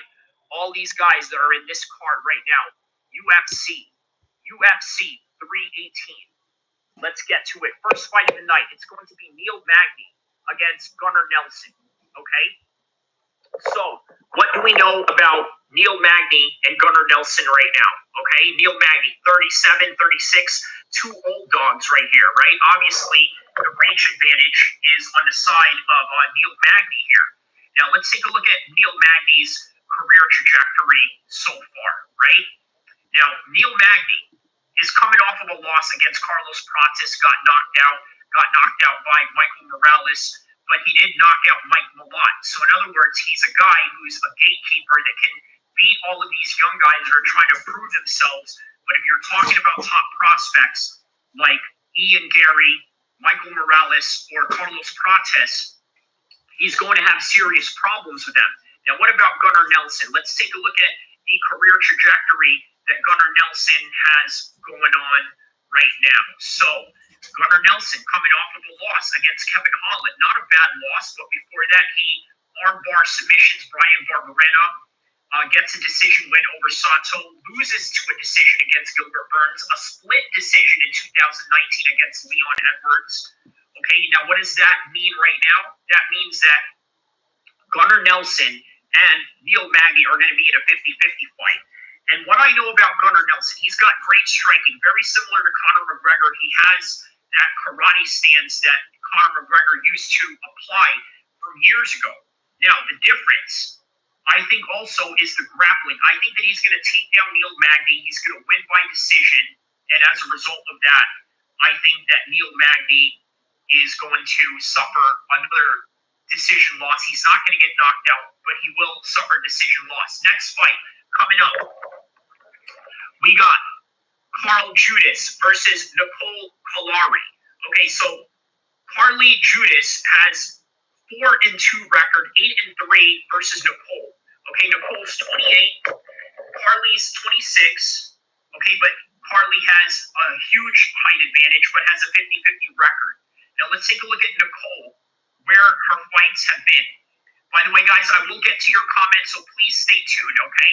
Because I will read all your comments once I get through these fights. So I'm going to tell you who I'm going to go for in this fight, okay? I'm going to go with Nicole Kalari by a decision. It's a women's flyweight fight.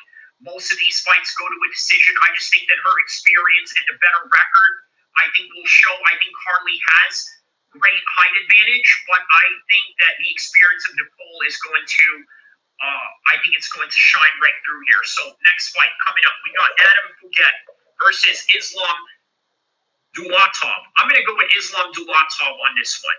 Okay, he's a prospect that everybody is looking for right now. Adam Fuget, has a bit of a 50-50 record, but let's take a look at the career trajectory between these guys, right? Islam Dulatov, okay, coming off of a win by elbow strike. So this is his UFC debut, by the way, coming off of the Contender Series. Beat a lot of guys in the regional scenes. His first fight, how about this? His first fight he lost by decision.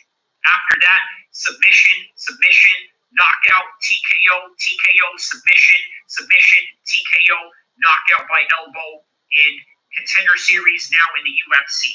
Very similar to Barrios. At one point, he was the pound-for-pound #1 guy in the world, lost his first professional fight, but became pound-for-pound #1 best in the world. And you can argue maybe that has something to do with steroids. That always has something to do with it. But nonetheless, yeah, Islam is a guy to look out for, a prospect to look out for. He's going to win this fight. He's a 6'3" welterweight, very similar to that of Ian Gary. Somebody to look out for. Adam Fuget. Okay, what do we know about Adam Fuget? Okay, 10-4. Okay, in his professional record right now. Okay, this is him. 10-4. Adam Fuget. Coming off of a win against Josh Killian. Split decision, by the way. Gets guillotine choked by Mike Malott. Gets knocked out by Michael Morales. Gets guillotine choked by Nick Maximov. By the way, that Russian who trains with the Diaz boys.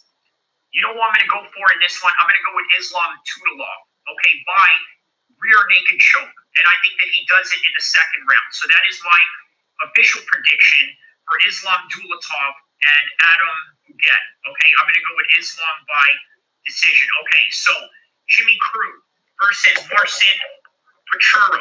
You know who I'm going to go for straight off the bat with this one, right? I think I'm going to go with Jimmy Crute. Okay, I think Jimmy Crute is ever improving. Okay, he's at the right age. Marcin is 36 years old. Not really that old for the light heavyweight division, but I think you'd want to go with Jimmy Crute on this one. And let's figure out why, okay? Let's take a look at Marcin. Okay, so Marcin, coming off of a loss against Modestas Bukauskas. Okay, Modestas Bukauskas is pretty elite. He's submitted him with a triangle. Vitor has submitted him with an arm triangle. He's been knocked out 3 times before. I think he's here to be hit. He's absolutely here to be hit. Not saying that Jimmy Crute is not here to be hit, but let's take a look at the career trajectory of Jimmy. He's got a draw against Rodolfo Balajo in 312, UFC 312. Before that, gets submitted by Alonzo Menifield. Has a draw against Alonzo Menifield, gets knocked out by Anthony Smith and Jamal Hill, but also has a win over Modestas Bukauskas. So this is a 50-50 fight. But I think that his striking is going to be a lot more prominent here. I think that he's going to be very well disciplined in his striking, and I think that he's going to outbox Marcin, and I think we're going to go with a 3-round decision for Jimmy Crute by 3-round decision. Yeah, outboxing him from pillar to post from round 1 to round 3. Moving on with the fight, we got in the early prelims, Ikram Aliaskarov taking on Bruno Ferreira. Very interesting matchup, 50-50 fight. Ikram Aliaskarov, obviously, he loses to guys that are top of the level, right? Top of the class. But what about Bruno Ferreira? Let's take a look at his career trajectory right now, right?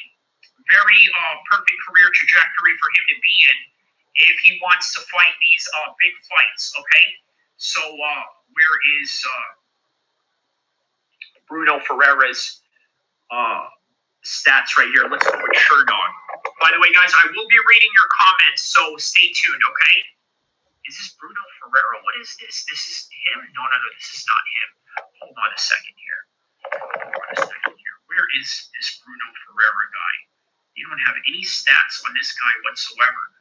Okay, so 5'10", 185 pounds, middleweight. So 313, he beat Armin Petrosian. Very good win on that one. Abus Magomedov, he loses that one. But then we go with Ikram Ali Askarov, who, by the way, has fought some of the best guys in the world already.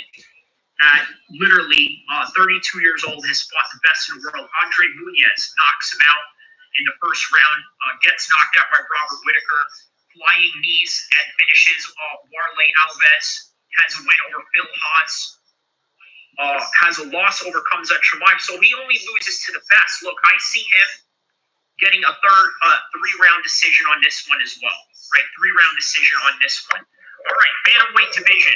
We got Kyler Phillips taking on Vicinias Oliveira. Another 50-50 fight. Okay, this is a 50-50 fight right here. Once again, right? Let's take a look at the career trajectory of Kyler Phillips. Okay, so Kyler Phillips, prior to this fight, he had a loss against Rob Font by decision. Before that, decision win over Pedro Munoz, decision win over Rohani Barcelos, has an armbar submission over Rojo, gets a split, a majority decision loss against Pava, gets a win. He's got a win over Song Yadong. Okay, so Kyler Phillips is not to be played with. Vicinias Oliveira. Okay, let's take a look at his Tapology page. 23-3, very experienced fighter. Okay, the experience in his fights. So we got Saeed Nurmagomedov. He's got a win over him. Very good win. Ricky Simone. He's got a win over him. Again, another 50-50 fight. You know who I'm going to go for with this one? I think I'm going to have to go with Oliveira on this one by split decision. I think that he has the tools to make it. I think that he is a little bit more experienced than Kyler Phillips, and I think just that alone, he's going to get it done. By the way, I see that the comments are coming. Don't worry, guys. I'm going to get to them. So the prelim feature, Brendan Allen taking on Marvin Vettori. Okay, so Marvin Vettori 31, Brendan Allen 29. You know what? I'm going to go with Marvin Vettori with this one. I know that Marvin Vettori is a little bit wild, sometimes a little bit untechnical in the way that he throws his strikes, but man, when he decides he wants to be technical, it reminds me a lot of Robbie Lawler, right? Robbie Lawler had this problem where he was a bit of a bomb thrower, right? A flamethrower and what have you, right? But then when he started sitting down on his shots, right, instead of going full automatic mode, right, full burst mode in his gun, he decided, you know what, let's flip the switch on that a little bit and do semi-automatic, just take my time with my shots. Next thing you know, he becomes an elite fighter. I think that is no different with Marvin Vettori. Brendan Allen as well, very technical, right? Has great striking, black belt in Brazilian Jiu-Jitsu. Has a loss over Anthony Hernandez. Anthony Hernandez is looking good right now. Nasruddin Imavov loses to him. So he lost to some top guys, has wins over Chris Curtis. He's got a win over Paul Craig, Bruno Silva, Andre Muniz, Christoph Jotko, Sam Alvey, who now is the karate combat champion of the world. He actually rear naked choked him. He did lose to Sean Strickland back in 2020. So I'm going to go with Marvin Vettori by decision on this one. I think these guys are going to have a very slow pace in this fight. I think that they're both going to try to slow it down. Marvin is especially going to slow it down. I can see him being very careful in this fight, and it's going to bring out the technical side of him. So, yeah, final prediction on that one, Marvin Vettori by decision. So, as we move on, how about this? More bangers, okay? Michael Johnson versus Daniel Zellhuber. Okay, the Mexican-German. Obviously, that's a very German name, but he fights out of Mexico. Once again, this is a classic matchup of gatekeeper versus up-and-comer. You know what this reminds me of? This reminds me of when Michael Johnson fought Khabib. And here he is still in the same position, right? Fighting a man who is trying to be the next Khabib in the lightweight division, that and Daniel Zellhuber, right? So with a 50-50 record that Michael Johnson has, obviously it is no wonder why he's still fighting these top prospect guys. Never really had the championship run or contending for a championship or anything like that. But let's take a look at the career trajectory of Daniel Zellhuber, which, by the way, this is a classic case of the up-and-comer taking on the veteran, such as Michael Johnson. Gets a split decision loss over Esteban Rabocic. That was fight of the night. Keep that in mind, okay? But before that, hasn't lost. The only losses that he's had was to a decision. Whereas with Michael Johnson, this guy has been slept. He's been submitted. He's lost to a lot of decisions, and he's only 39 years old. And by the way, still fighting for money, by the way. Check out the interview that he has where he says that out of all the years that I've been fighting for the UFC, this is all that I have to show for it, which kind of gives you a glimpse of fighter pay. Michael Johnson has a win over Ottoman Azatar back in December. Prior to that, gets a decision win over Darius Flowers, nobody really known. Gets knocked out by Diego Pereira. Split decision loss against Malarkey. After that, gets a win over Mark Diakase in 2022. So, yeah, once again, 50-50 record, right? And I told you guys he's fought Khabib. He's got a notable win over Dustin Poirier where he knocks him out. But guess who's on top of the card and who's had a better career? Now, look, I think Daniel Zellhuber is going to knock out Michael Johnson. I just think that Michael Johnson is not in it anymore. His heart is not in it. And as a result of his heart not being in it, I think that, I think that he's going to catch Michael Johnson at some point. Okay, so moving on. Zellhuber by decision. Paulo Costa versus Roman Kopylov. I'm going to go with Roman Kopylov in this one, okay? I just think that Paulo Costa, his time is up right now. I think that, and by the way, these are guys that are the same age, okay? But I just think that even though they're the same age, even though Paulo Costa has had championship opportunities, and even though their record is literally identical, right? Paulo Costa 14-4, Roman Kopylov 14-3, same level of experience as a pro. I'm going to go with Roman Kopylov on this one, and I'm going to tell you why. So let's take a look at the career trajectory of Roman Kopylov as we speak, okay? Coming off of a head kick win over Chris Curtis, gets a win, split decision over Cesar Almeida, gets rear naked choked by Anthony Hernandez. By the way, shout out to Anthony Hernandez, not to be slept on, right? Whereas we could look at Paulo Costa. Let's take a look at the career trajectory of Paulo Costa right now, okay? So where has Paulo Costa been in his career as a 34-year-old right now? Coming off of a loss against Sean Strickland, Robert Whittaker gets a decision win over Luke Rockhold, loses to Marvin Vettori out of all people, and then prior to that, that knockout against Israel Adesanya where he lost his undefeated record. I think after he's lost his undefeated record, he sort of like really became a shell of himself, right? Almost kind of shattered his confidence. I'm going to go with Roman Kopylov based on the confidence alone. He did not suffer that kind of drop that Paulo Costa did to where it hurt his ego. It sort of put him in this position where it made his ego healthy enough to continue on and to get better, whereas the trajectory of Paulo Costa losing to Israel Adesanya really affected his psychology and as such changed the course of his career. And I'm going to go with Roman Kopylov by decision on this one, right? I think he's going to rock Paulo Costa. He's going to hurt him, and the judges are going to see that. And as a result of that, I think that is ultimately what will win the fight. Okay, so El-Kheer versus Robert Valentin. I think I'm going to go with El-Kheer on this one, right? 7-1 record versus 11-5, a 50-50 record. I'm very hesitant to go with a guy that has a 50-50 record, but El-Kheer had the Cameroon. He does have one loss. Now, what is that one loss predicated on? So that one loss is predicated on a split decision back in Budo Championship, and that was in 2020. That was in 2020. I believe that is an African organization that he fought under. After that, knockout, head kick, knockout, ground and pound, knockout with a knee. Last fight against Jose Medina.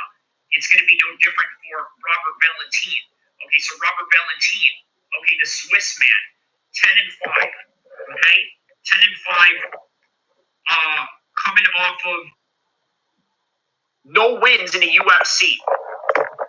Okay, he's brought here to make this guy look good, and I think that we're going to see a knockout by the Cameroonian. I think that he knows he's in a losing streak. That's going to affect him. This guy is on a hot streak. He's only lost to a decision, and ever since then, his whole entire career. And look, he's 6'4" at middleweight, so this is not a guy to mess with, right? 6'4" at middleweight, definitely a force to be reckoned with later on. Now, here's the next matchup. Okay, so knockout for Atia Gautier on that one. Co-main event. Here we got the co-main event. Dan Ige versus Patricio Pitbull. Okay. I think Dan Ige is going to win this one. I know that Patricio is the guy who has had a great career in Bellator. By the way, just coming off of a loss. Okay, so this is the way that they reward him after that UFC loss. They give him another top UFC outing in Dan Ige. Now, he lost to Yair Rodriguez. Is anybody surprised? Yair Rodriguez is UFC caliber. But guess what? So is Dan Ige. Not only is Dan Ige UFC caliber in terms of his training partners that he trains with, and the fact that he's a co-manager for MMA Dominance. He has guys like Khabib that he's trained with, guys like Islam, guys like Bilal Muhammad, guys like Henry Cejudo, guys like Kamaru Usman. He's got a gang of people that he can train with to make him the best version of himself, and also put him in a situation where, you know what? No matter what Patricio throws at me, I've already seen it. Whereas with Patricio, well, where does this guy train at? What team does he train at? I believe he trains with America. No, is it American Top Team? No, it's not. I believe it is with the Pitbull brothers that he trains with. He used to train with Black House. Okay, so again, you know what? There's not a lot of UFC caliber guys that he trains with, and the competition that he faces in Bellator is subpar to the type of competition that Dan Ige has faced. Let's take a look at Dan Ige's competition. Plus, Dan Ige is 33 years old, younger. Okay, he fought Sean Woodson, knocked him out in the third round. Sean Woodson is a big 145er. Gets a win over LaRon Murphy. LaRon Murphy is no easy task. I'm sorry, loses to LaRon Murphy by decision, loses to Diego Lopez by decision, knocks out Andre Fili, loses to Bryce Mitchell, loses to Mobar, loses to Josh Emmett when Josh Emmett was at least in his prime. Okay, so you know what? I'm going with Dan Ige on this one. I think he's going to persevere, and the UFC caliber talent that he is and experience that he has, I think it's going to override Patricio Pitbull's declining nature. Okay, so now I'm going to go with Dan Ige in the co-main event, okay, by split decision. Now, let's go on to the main event of the evening. Okay, so the main event of the evening, Max Holloway versus Dustin Poirier. What do I got on this one? Okay. I'm going to go with Max Holloway. I know that a lot of people don't like to hear that because it is Dustin Poirier who has his retirement fight. He's claiming that this is going to be his retirement fight. He's done right after this. That I understand. I get it. But understand this, okay? Dustin Poirier is damaged in ways that Max Holloway isn't. And I think this is going to show in this fight. I also would not be surprised if Dustin Poirier gets slept. However, there is a size advantage that Dustin Poirier has. He can always go to the wrestling, but Max Holloway rarely gets tested in the wrestling. But I think if Dustin Poirier doesn't move in very early and impose his will, Max Holloway is going to start getting into his rhythm, into his boxing range, and start picking apart Dustin Poirier. I think this is the time where Dustin Poirier will actually lose to Max Holloway, even though he's 0-2 against him. You want to know why? I'll tell you this. Max Holloway doesn't spar. Dustin Poirier has had a lot of damages in his career. And as a result of that, I think it is going to come to full circle in this fight. And I think Max Holloway knocks him out in the later rounds, in 4th round or so. That is my official prediction for UFC 318. I hope you guys enjoyed it. I will have this posted in a separate video, and I'll see you guys soon. Everybody may need chat want to find predictions, news, and everything that deals with MMA. Shout outs to Kyrie of El-Kheer MMA, Sacramento, California represent. That's right, Kyrie. I appreciate you, my nigga. You came in here, you was talking that shit. That's right, bro. Much love, fool. I appreciate you for always stepping in, bro. Be safe out there. Man, my nigga Kyrie, my man Kyrie came through. He started talking that shit. Hey, here's the thing. Here's the thing. That nigga whoop your fucking ass. You would think that nigga's all squared up and all that type of shit. Nigga come through and beat your fucking ass. Like, man. Fuck you up. You would never see it coming. So for those of y'all. All right.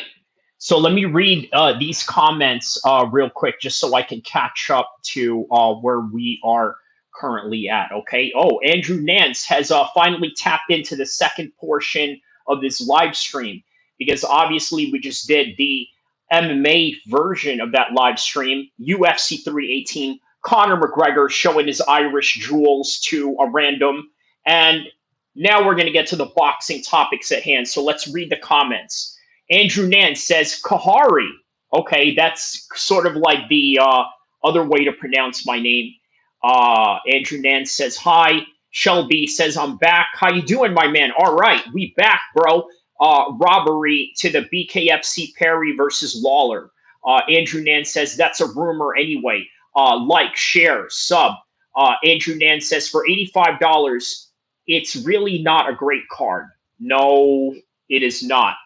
I think the $85 is only justified with Dustin Poirier threatening retirement. And I'm even skeptical of that, because with the right fight, imagine he beats Max. And then, hey, Dustin, Ilya Tapora. Ooh, why not? A couple of million? Let's take it. Andrew Nance says 6.5 is not a pay-per-view. Okay. Andrew Nance says, take away the main event. It could pass for an Apex card. Very top-heavy boxing card it is. Drizzy Goat says, Assalamu alaikum. Who are your picks this weekend, Dustin or Max? I think we just talked about it right now. And I'm also releasing what do you call it? A prediction video. I literally just made it right now. I'm going to release it, and then.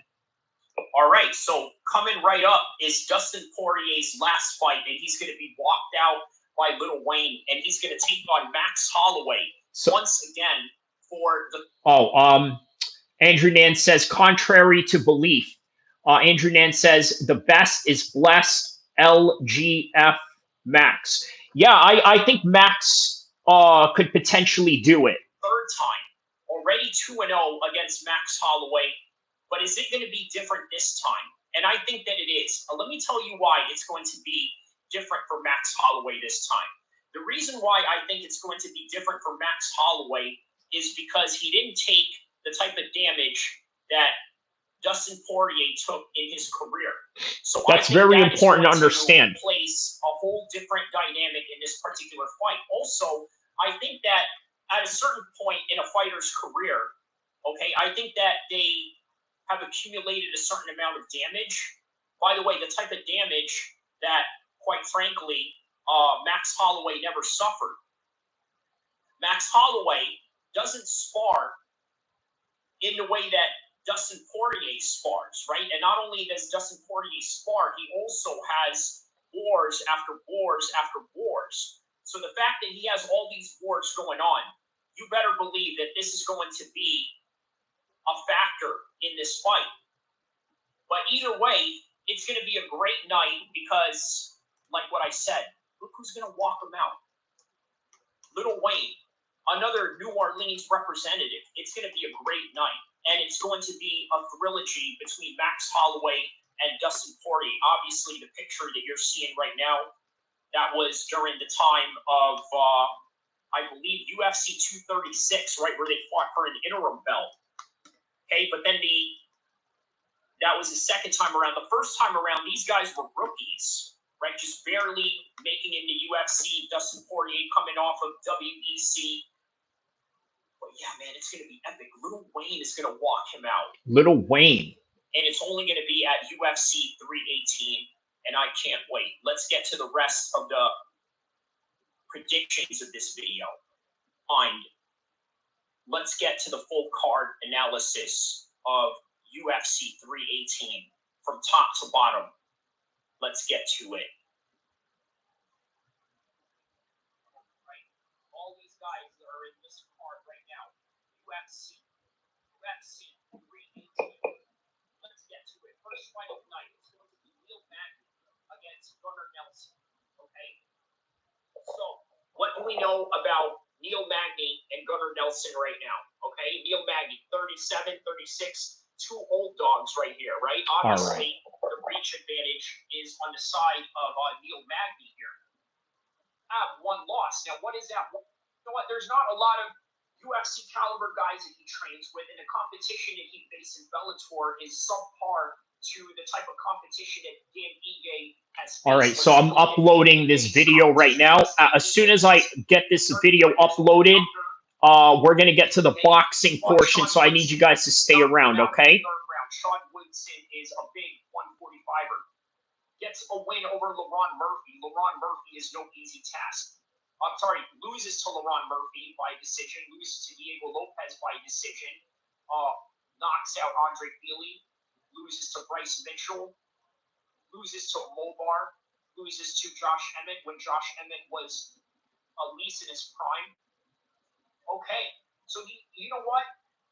I'm going with Dan Ige on this one. I think he's going to persevere, and the UFC caliber talent that he is and experience that he has, I think it's going to override Patricio Pitbull's declining nature.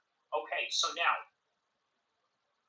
I'm going to go with Dan Ige in a co-main event, okay, by split decision. Now, let's go on to the main event of the evening. Okay, so the main event of the evening, Max Holloway versus Dustin Poirier. What do I got on this one? Okay. I'm going to go with Max Holloway. I know that a lot of people don't like to hear that because it is Dustin Poirier who has his retirement fight. He's claiming that this is going to be his retirement fight. He's done right after this. That I understand. I get it. But understand this, okay? Dustin Poirier is damaged in ways that so Dustin Poirier is damaged. You guys got to understand that. I also would not be surprised if Dustin Poirier gets slept. However, there is the size advantage that Dustin Poirier has. He can always go to the wrestling, but Max Holloway rarely gets tested in the wrestling. But I think if Dustin Poirier doesn't move in very early and impose his will, Max Holloway is going to start getting into his rhythm, into his boxing range, and start picking apart Dustin Poirier. I think this is the time where Dustin Poirier will actually lose to Max Holloway, even though he's 0-2 against him. You want to know why? I'll tell you this. Max Holloway doesn't spar. Dustin Poirier has had a lot of damages in his career. And as a result of that, I think it is going to come to full circle in this fight. And I think Max Holloway knocks him out in the later rounds, in fourth round or so. That is my official prediction for UFC 318. I hope you guys enjoyed it. I will have this posted in a separate video. And I'll see you guys soon. All right, so if you want to find predictions, news, and everything that deals with MMA, shout outs to Kyrie of El-Kheer MMA, Sacramento, California, represent. That's right, Kyrie. I appreciate you, my nigga. You came in here, you was talking that shit. That's right, bro. Much love, fool. I appreciate you for always stepping in, bro. Be safe out there. Man, my nigga Kyrie, my man Kyrie came through. He started talking that shit. Hey, here's the thing. Here's the thing. that nigga whoop your fucking ass. You would think that nigga's all squared up and all that type of shit? Nigga come through and beat your fucking ass. Like, man, fuck you up. You would never see it coming. So for those of y'all,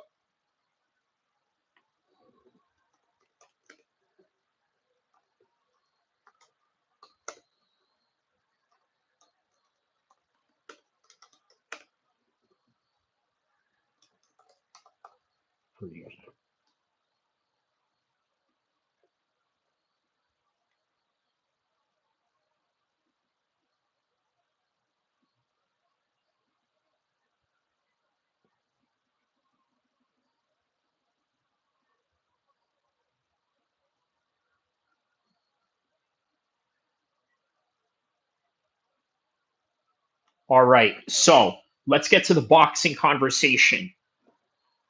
Oh, okay, so let's see here. We are at 2 hours and 6 minutes.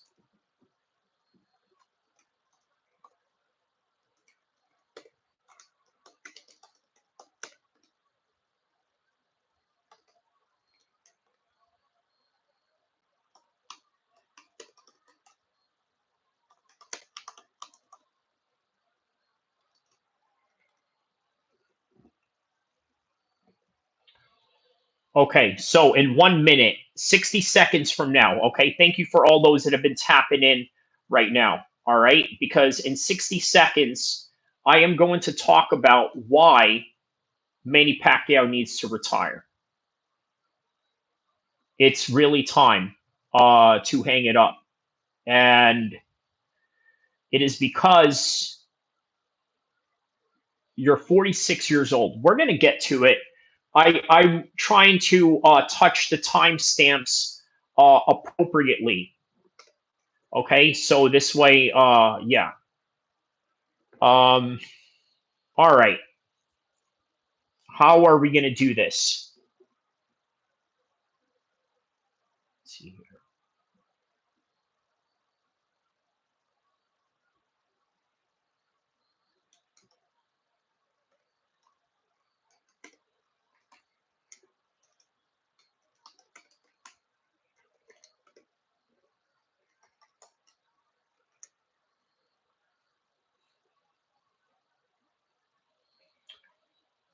All right, let's move it up again. Sorry, was distracted for a second. We're going to go to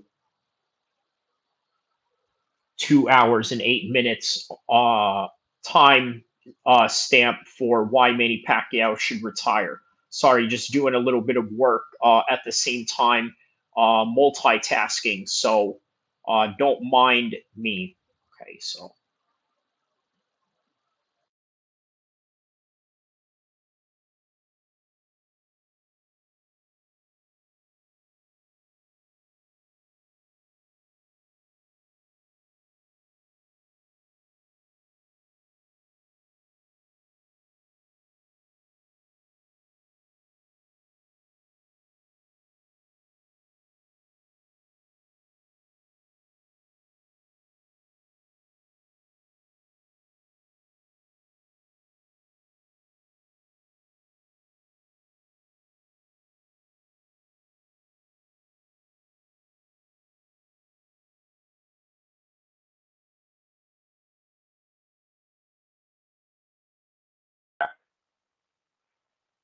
My check 1 2 1 2.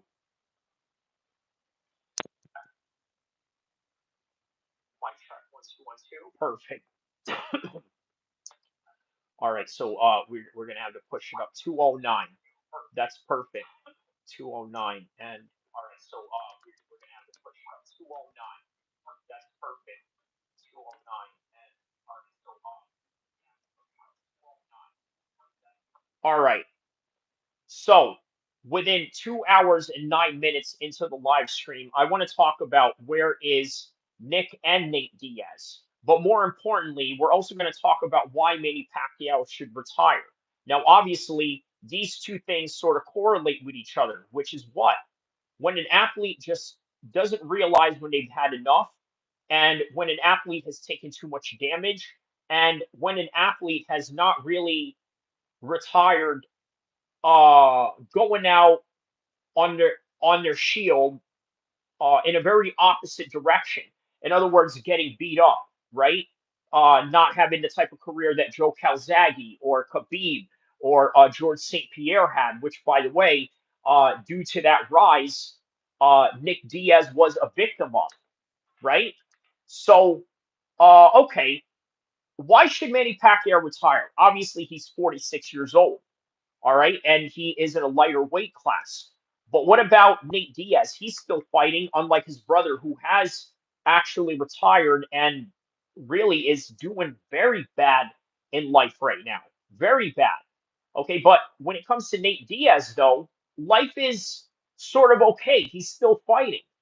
Okay, but when you look at his last record, obviously the last fight that Nate Diaz has been in was in 2022, and that was against Tony Ferguson, and that was his last UFC fight, at least in his contract, not the last ever. He can come back, and that is the problem.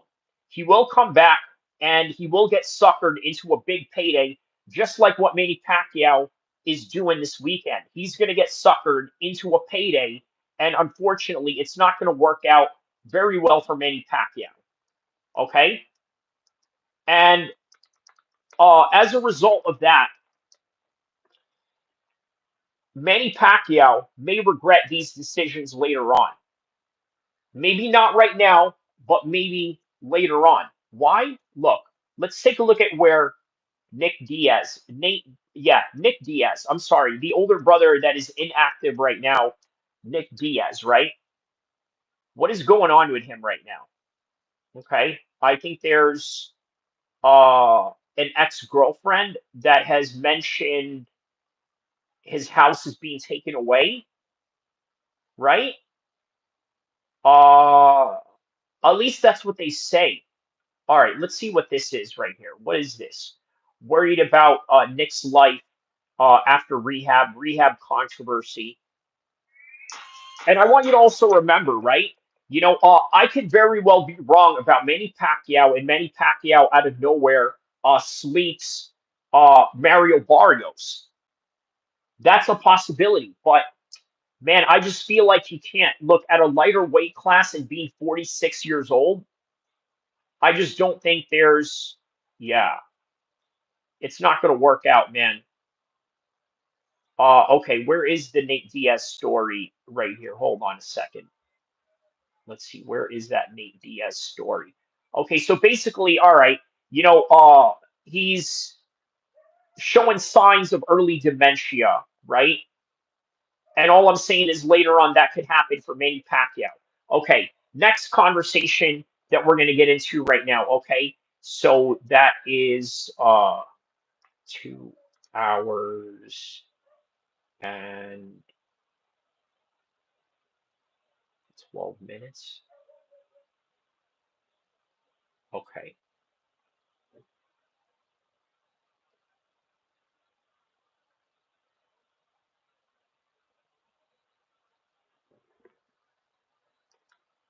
Okay, I'm going to leave it off with Usyk versus Dubois.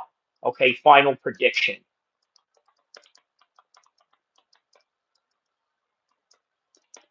Okay, Marty Miller says Dustin looking to be in great shape for sure, but being in great shape versus hey, listen, what's his name was in great shape.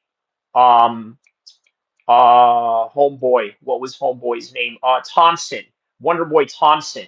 We all saw how that worked out, right? So I'm gonna leave the stream with this. My final prediction for Usyk versus Dubois 2. Okay. My official prediction for that one in 5, 4, 3, 2, and 1. 2 hours and 14 minutes into this live stream. My final prediction for Usyk versus Dubois. I'm going to go with Daniel Dubois by late round stoppage, somewhere in the 12th or 11th round. Look, I think that Dubois has a puncher's chance, and not only that, he has great technical skills. With those great technical skills, he can offset Alexander Usyk which I've seen him do, and I know the controversy in the previous fight was predicated on whether it was a low blow, this, that, or the other. This time it's going to be a different referee. This time it's going to be a different commission, same commission, but different people that are going to be present that day that are going to oversee the competition at hand. And with that, I think Dubois is going to be very careful, and he's been practicing where he wants to hit him the most, but he could very well try to hit Usyk in the head. He's going to go to the head, and he's going to go to the body, and Usyk is going to go down. Now, look, Usyk has great footwork. He can offset a lot of the trappings that the bigger Dubois can put on him. But I need you to understand this. Daniel Dubois is still athletic. He still has an evolving footwork, and he can chase Usyk down, even with the great footwork and the great technicality and the great basics and the great complications and the quick twitch, stance switching that he's able to do at any given moment of time, right? But I think he's going to look very stiff, and it's only because of Dubois' presence. So that is my final prediction on that one. I'm going to read these last two comments, and then I'm going to head out. I want to thank everybody around the world, and also Marty Miller. You get the last comments. He says Justin is looking in great shape right now. That is very true. Marty Miller also says, want to make a bet on Dustin. No, brother. You know how it is, bro. If I discourage Zane from doing this, I'm certainly not going to take you up on that offer, but I am very confident in my max prediction nonetheless. But we shall see. We shall see between you and me who got the right prediction for that day, inshallah. May Allah bless you and your family as well, Marty Miller. And Marty Miller says, why are Canelo versus Crawford tickets available through WWE .com boxing? Because Dana White is the promoter and Dana White is affiliated with TKO. So there you go. Marty Miller says, and by the way, I rewatched the Thompson fight. I think he won. You know what? There's a case to be made, the damage, but I'm if I were a judge, man, I give maybe a bias towards wrestling. Maybe that's what it is, or maybe I'm just biased to the technique of wrestling. But who knows? All right, so one last comment, and I'm gonna go from here. Love you guys. He said that's right. I forgot about the dope betting. There you go. Right. And with that, if you want to see more banter on that particular topic of betting or no betting, the videos that I have out right now is out on YouTube. Let's see here. Well, you know what? I'll play the audio version of it. I'm going to play the audio version of it while I go and upload my prediction video. I'll see you guys in the next one, inshallah. Now I just got to pick the right background to leave you guys with. There you go.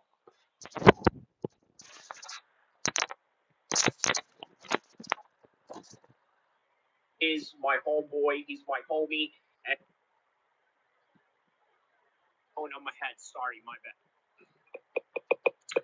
If you missed the fights last night, I feel sorry for you because this is the excitement that you missed last night. Would. Yeah, he's doing good, bro. Even though he's getting hit a bit more, he's giving his licks back as well. It's not like Alanga's having his way at all. If anything, Hamza's doing more work. He's out working. Wait for it. Oh my goodness, he just knocked it. Oh, wait a minute. Hold on. Oh. Wait, I'm ahead. Sorry. And then right here.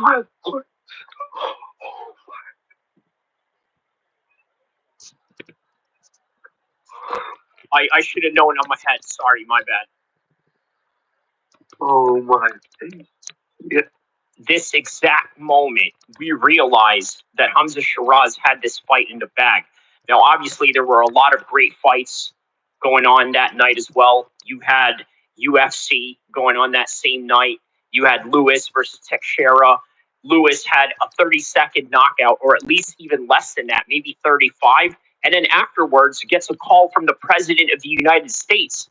I tell you what, this sort of gives a little bit of hope in the heavyweight division, considering that John Jones is retiring. And guess who was on the phone with Derek Lewis? It was Donald Trump. More on that in a second. knockout, gets a call from the President of the United States, right? Now, what would that call mean? I mean, that could probably mean the fight at the White House, perhaps, right? There's Donald Trump right there calling him. You could use your imagination what he was saying to him. However, is an upset that was with Lewis and Teixeira. That obviously was not the biggest upset of the night because that goes to Hamza Shiraz. Furthermore, there was a lot at stake going into this fight, in particular with one of my co-hosts at the live stream. Check this out. And this is the moment where Berlanga has finally been KO'd right here on the spot. Berlanga is he's gonna get laid out right here. What is the referee doing? What is he doing? Oh, he was trying to save him for the bell, bro. Bro, Hamza's a beast, bro. Before you know it, Hamza Shiraz passes round number 4. Berlanga survives round number 4. And then they go into the 5th round, and the rest was history. Look at this. His homie, my co-host, Zayn Musa Boxing Dosage, put $10K on a bet, and I advised him not to do this. I thought this bet was extremely dangerous, but he did it anyway. And we'll see right here.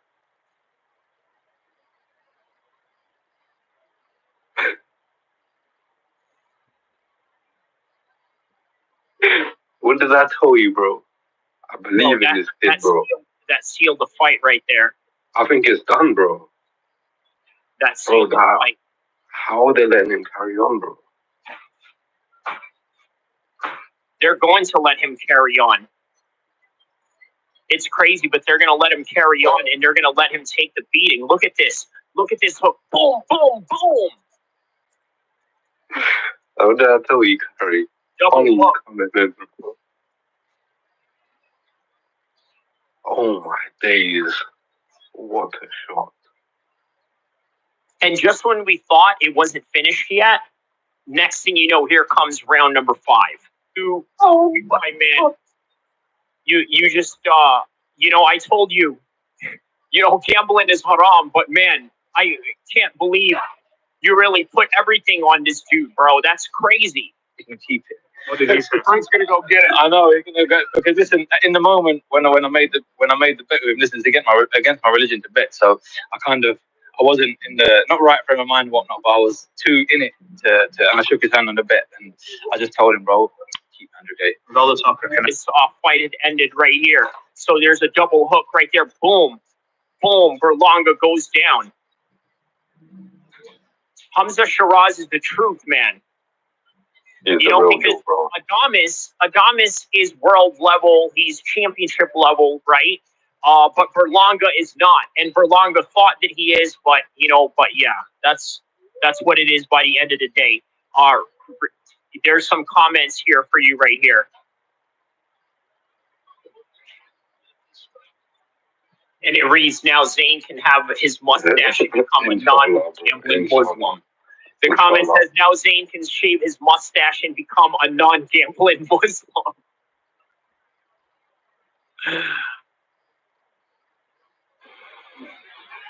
Now, I have made comparisons how this fight reminded me of Khabib and Conor in the boxing version, in the way that it was led up to with the promotion. Now, obviously not as extreme before and after it. Before the fact, obviously there were dollies involved, other people involved that didn't need to. And then at the end of it all, other people were also involved, corners, crews, entourages included, and everything in between, right? But crazy enough, Hamza does sort of look up to Khabib, and it's crazy how much of an influence he's had on athletes, not just in MMA, but also in the world of boxing. Right. You know who I look up to a lot? I don't really show it, but who I really did Khabib Nurmagomedov. The way I love the way he goes about things, the way he's strong in his faith, the way he sticks to his beliefs, and the way from day one he just is an example of what I was saying about as long as you keep performing outside the ring, it doesn't really matter that much. And he's just respectful. He advises all his people to invest their money well, and just stick by their faith, no matter what faith you are. And he's definitely an inspiration. Right. You know. All right, so in this regard, who does Berlanga look up to? Obviously, it is his sponsor and manager, Fat Joe. Now, what did we have to say about Fat Joe last night? Here it goes.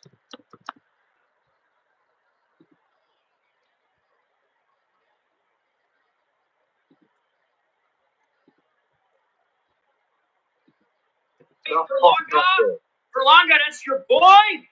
That's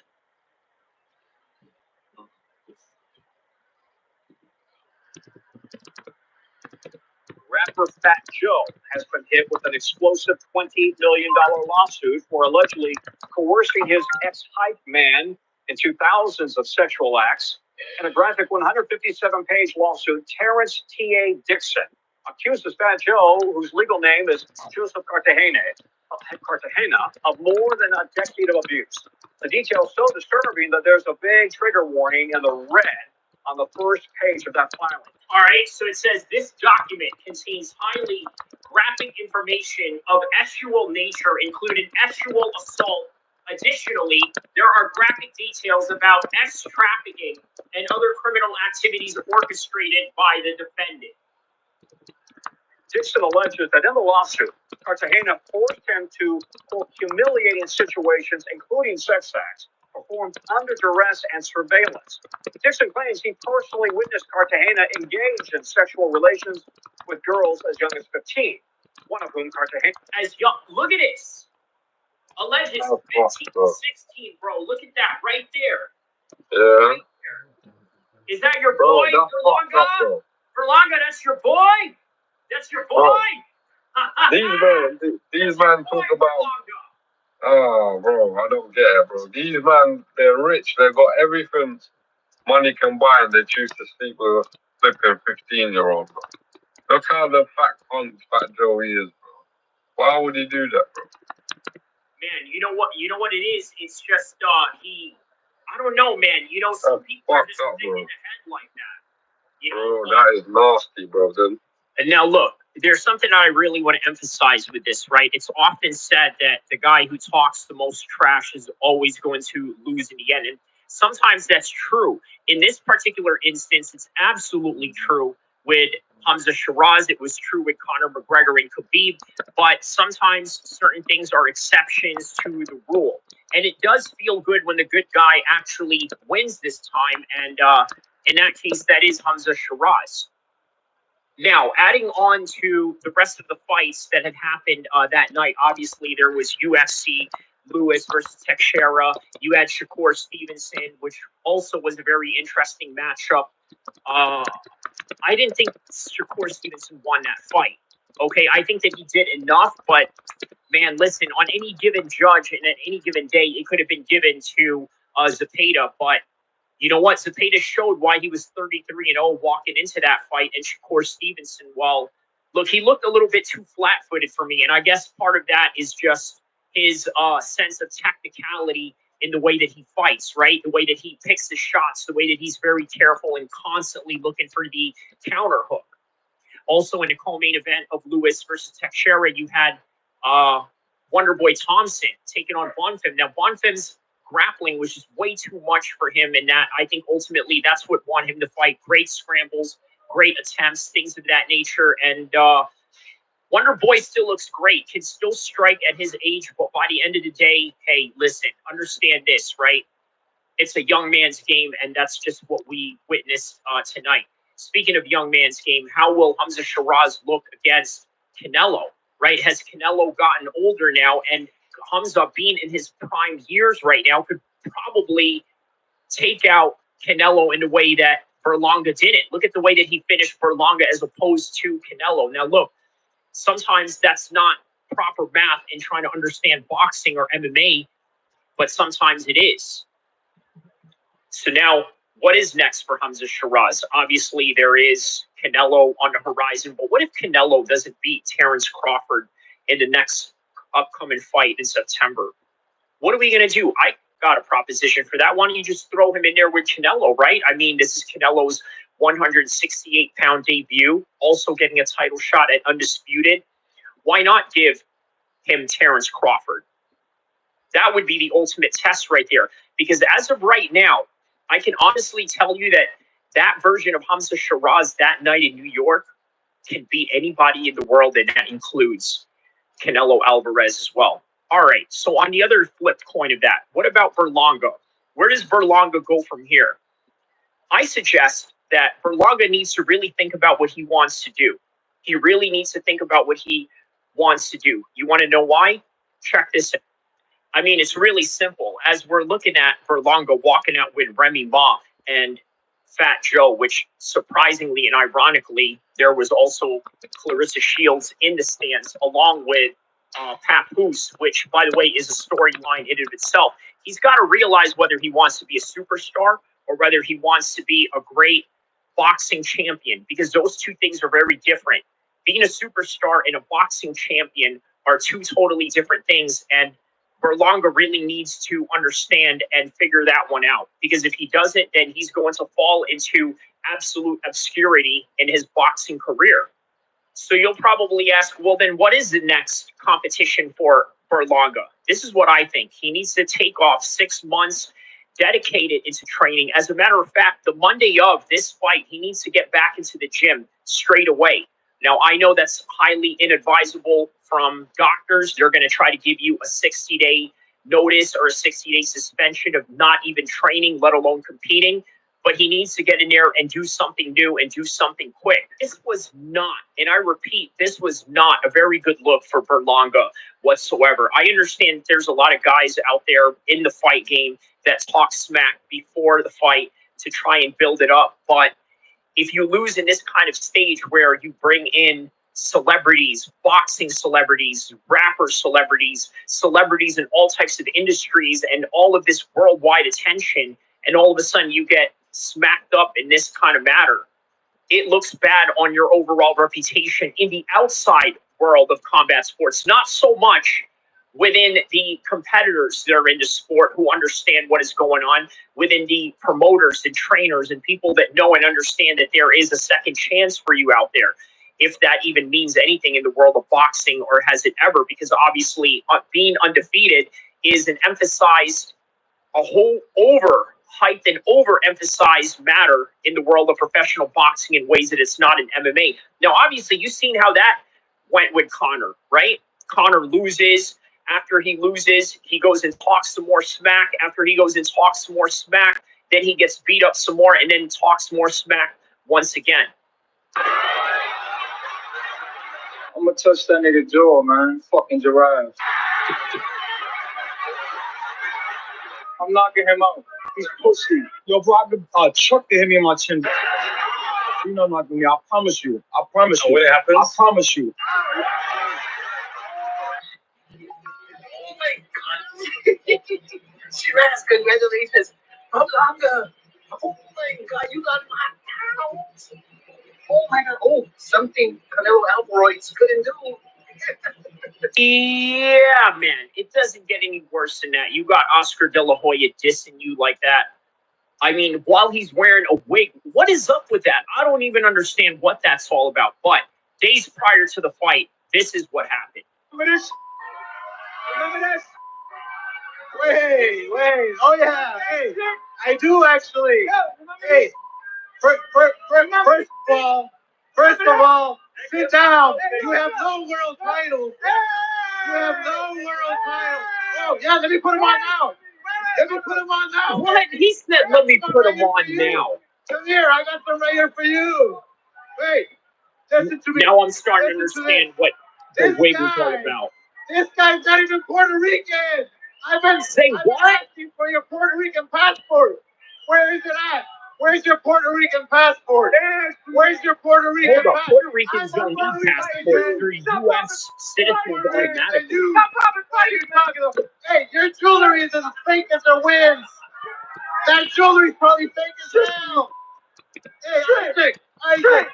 You my stripper. You my stripper. Hey, you my stripper. Okay, a little bit sus for him saying that. Is that real? Fake jewelry. Come on, man. You got fake jewelry? Come on now. Fake jewelry.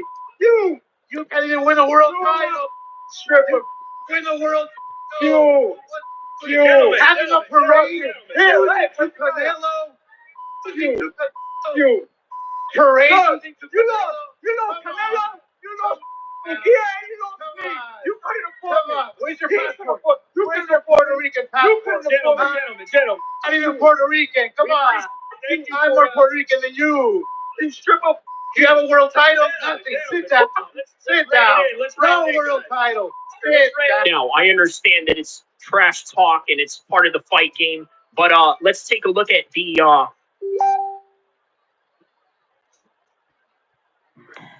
yes, all of that is directly part of the fight game. But let's look at facts, okay? Yes, people that were born in Puerto Rico are U.S. citizens. They are granted citizenship by statute, meaning that it is granted by the act of Congress, specifically the Jones-Safran Act of 1917. The act made Puerto Ricans U.S. citizens, though it is also established that they could not vote in the U.S. for presidential elections or have full representation in Congress. So there you go, right? There is no such thing as a Puerto Rican passport, or maybe there is, maybe there isn't there, or maybe there's not. But I think Oscar is just trying to say whatever, and obviously Berlanga is just trying to say whatever. But in the end, obviously, it worked out the way that it did. And, the best man won that night, regardless of what anybody said, right? By the end of the day, talk is cheap. And sometimes some of the things that people say, whether they win or whether they lose, I mean, sometimes it's true whenever they say that that person is a scumbag, or whenever they say that that person's really a good guy, that he should have never came after him like that. But by the end of the day, it's not about the world of good guys and bad guys, although this night was obviously about that, right? It was the good triumphing over evil, and that's really the narrative that I can tell you many people are running by, certainly the narrative that I'm seeing in that particular fight.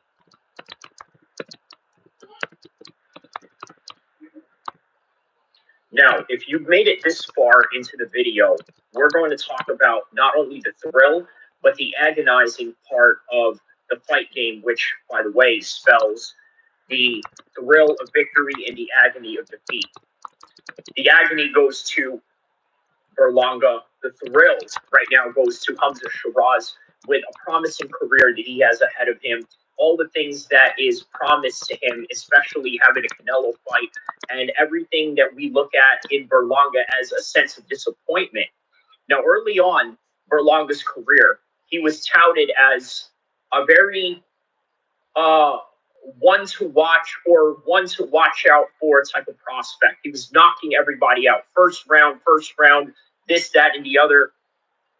And next thing you know, they needed a Puerto Rican to fight a Mexican on UFC's Noche Day, on the same day, by the way, that Merab had defeated Sean O'Malley. Okay, and that was last year, September. So now Berlanga is put in this position where we believe he's something that he's not. And I got to tell you, that is what a lot of people are going to throw at Berlanga right now.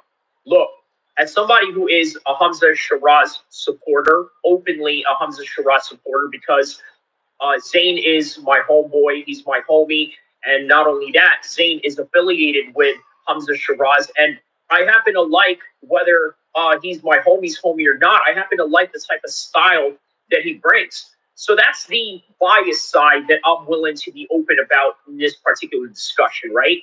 But what about the other side of things? What about Berlanga and what many people are going to perceive him as moving forward, which is going to be that he's a fraud, which is going to be that he was never in this level at all, not in the... Mic check 1 2 1 2. Mic check 1 2 1 2. Let's go mic check 1 2 1 2. Let's make sure that I'm heard here. Okay, good. Okay. Okay. So if you want to see the rest of that video, yeah, check out my latest video that I have of Hamza Shiraz. But speaking of latest video, let me take a moment, this 6 minutes that I have left, to show you my next video that is premiering right now. This is the video that's oh, what is this? Hold on. Oops. Okay. Right here. This is the video that's premiering right now. In 6 minutes, I have Dustin Poirier's retirement fight. A tribute by Lil Wayne. It's going to be Max via KO, and it's going to be sad, okay? Because obviously it's all related to his retirement. It's going to be very sad, okay? Very, very sad. Because obviously, what that's going to show you is that there is no fairy tales in the world of MMA, in the world of boxing. And you know what? What's weird is that Manny Pacquiao and Dustin Poirier are fighting on the same weekend, right? And it's look, to be honest with you, it's not going to end well. I think that Manny Pacquiao got suckered into a fight, knowing that all right, it was going to be lucrative, and for whatever reasons he has going on behind the scenes, you never know. There's people out there that have gambling habits. Not saying that he does, or he doesn't. There is a high plausibility in that, but understand this, right? Whatever motivations people have, they just can't get enough of it, right? Like, for example, you think that you're done and you think that it's over. Next thing you know, you get offered a lucrative fight. Look at all these dudes that just keep coming back and back and back and back. And, more than just um, a preview and a fight prediction video, I also go into those particular matters as well, right? Because there's never a dull moment when I put prediction videos. I don't do a lot of prediction videos, at least not on the continuous basis that I should or that I want to. But I just don't think every card deserves a breakdown video. I know MMA Guru does it. That's his thing. It's sort of like a Mr. Beast version of MMA where he just basically goes through the whole thing. And even though I do pay attention to every fight, it's very difficult to break down every single fight because you have to watch a certain amount of footage from these people to do so. I mean, it's insane. You got to watch a certain amount of footages of these people to really get a good scope. I know MMA Guru does that, which is good. He goes out there and watches these people that are in regional shows and things of that nature. So, oh, here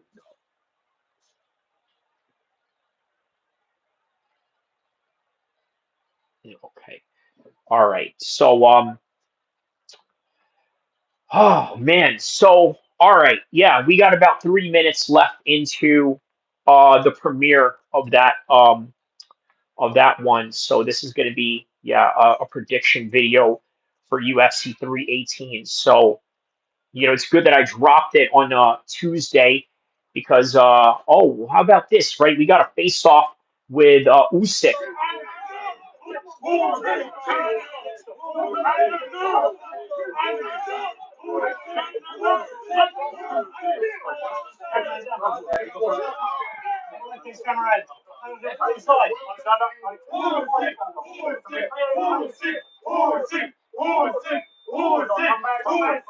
You suck. You suck. You suck. You suck. All right, so that's what we got with that one right there. Yeah, shout outs from DAZN on that one. Let's see what else here. Oh wow, okay, more Conor McGregor content from Jesse on Fire. What is this? This is on right now. So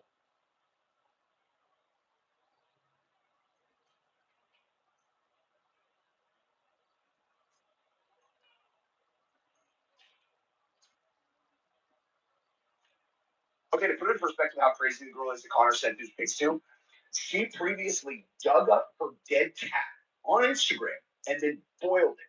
oh, Does that sound Oh wow. Okay. Yeah. This sounds like somebody who's really weird, man. Like a person that you could trust to not out you if you send her some compromising photos of yourself? Like, what is he doing? So we're about 24 hours into this Conor McGregor thing now with sending unsolicited workout photos to women on the internet where he's doing a weightlifting routine with his current, you know.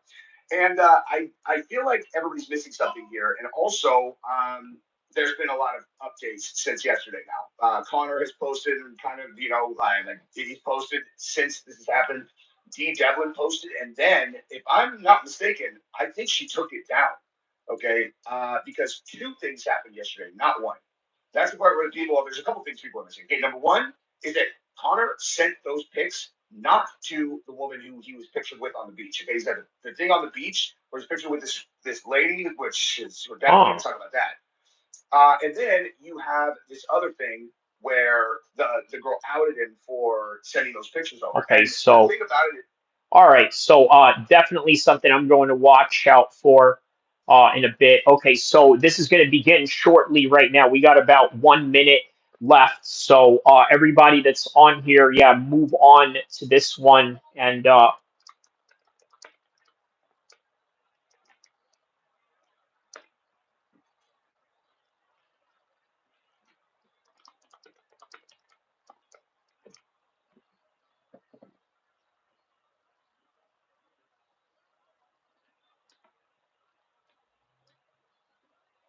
all right. All right, so just about less than 60 seconds now into the premiere.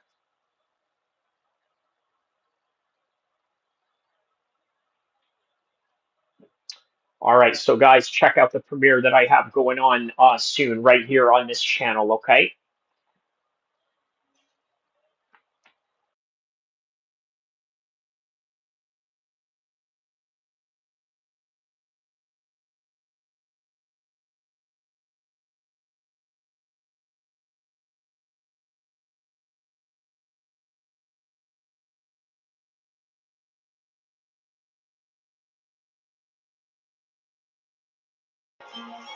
We're going to sign off with the outro music,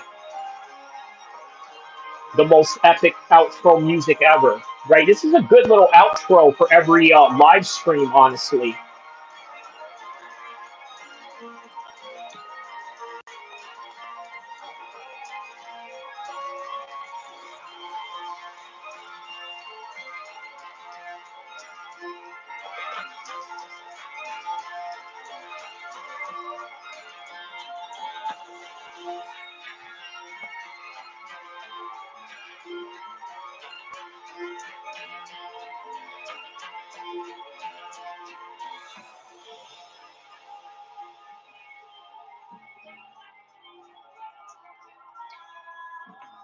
All right, guys, go to the premiere right here. This is the premiere right here of this video.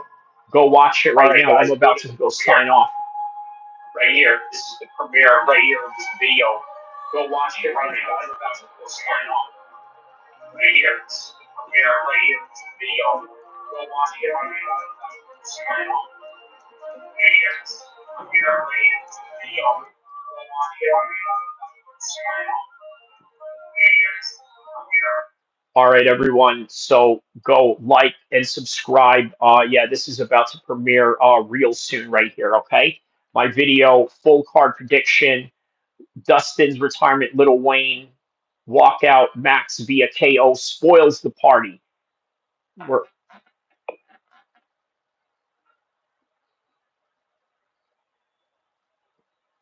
all right. So coming right up is Dustin Poirier's last fight, and he's going to be walked out. I'll see you guys. By Little Wayne, and he's going to take on Max Holloway. Don't forget to like and subscribe.